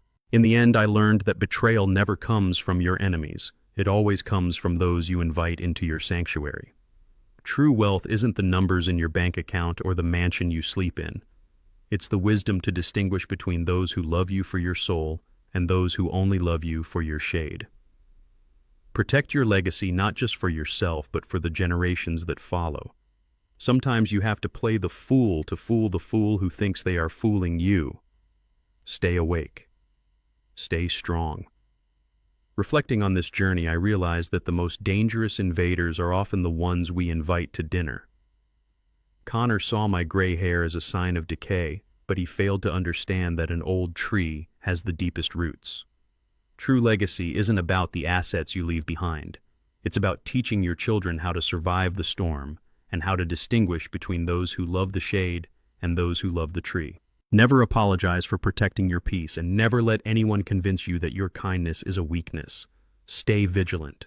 If you have ever had to outsmart a wolf in sheep's clothing to protect your family, hit that like button and subscribe for more stories of justice.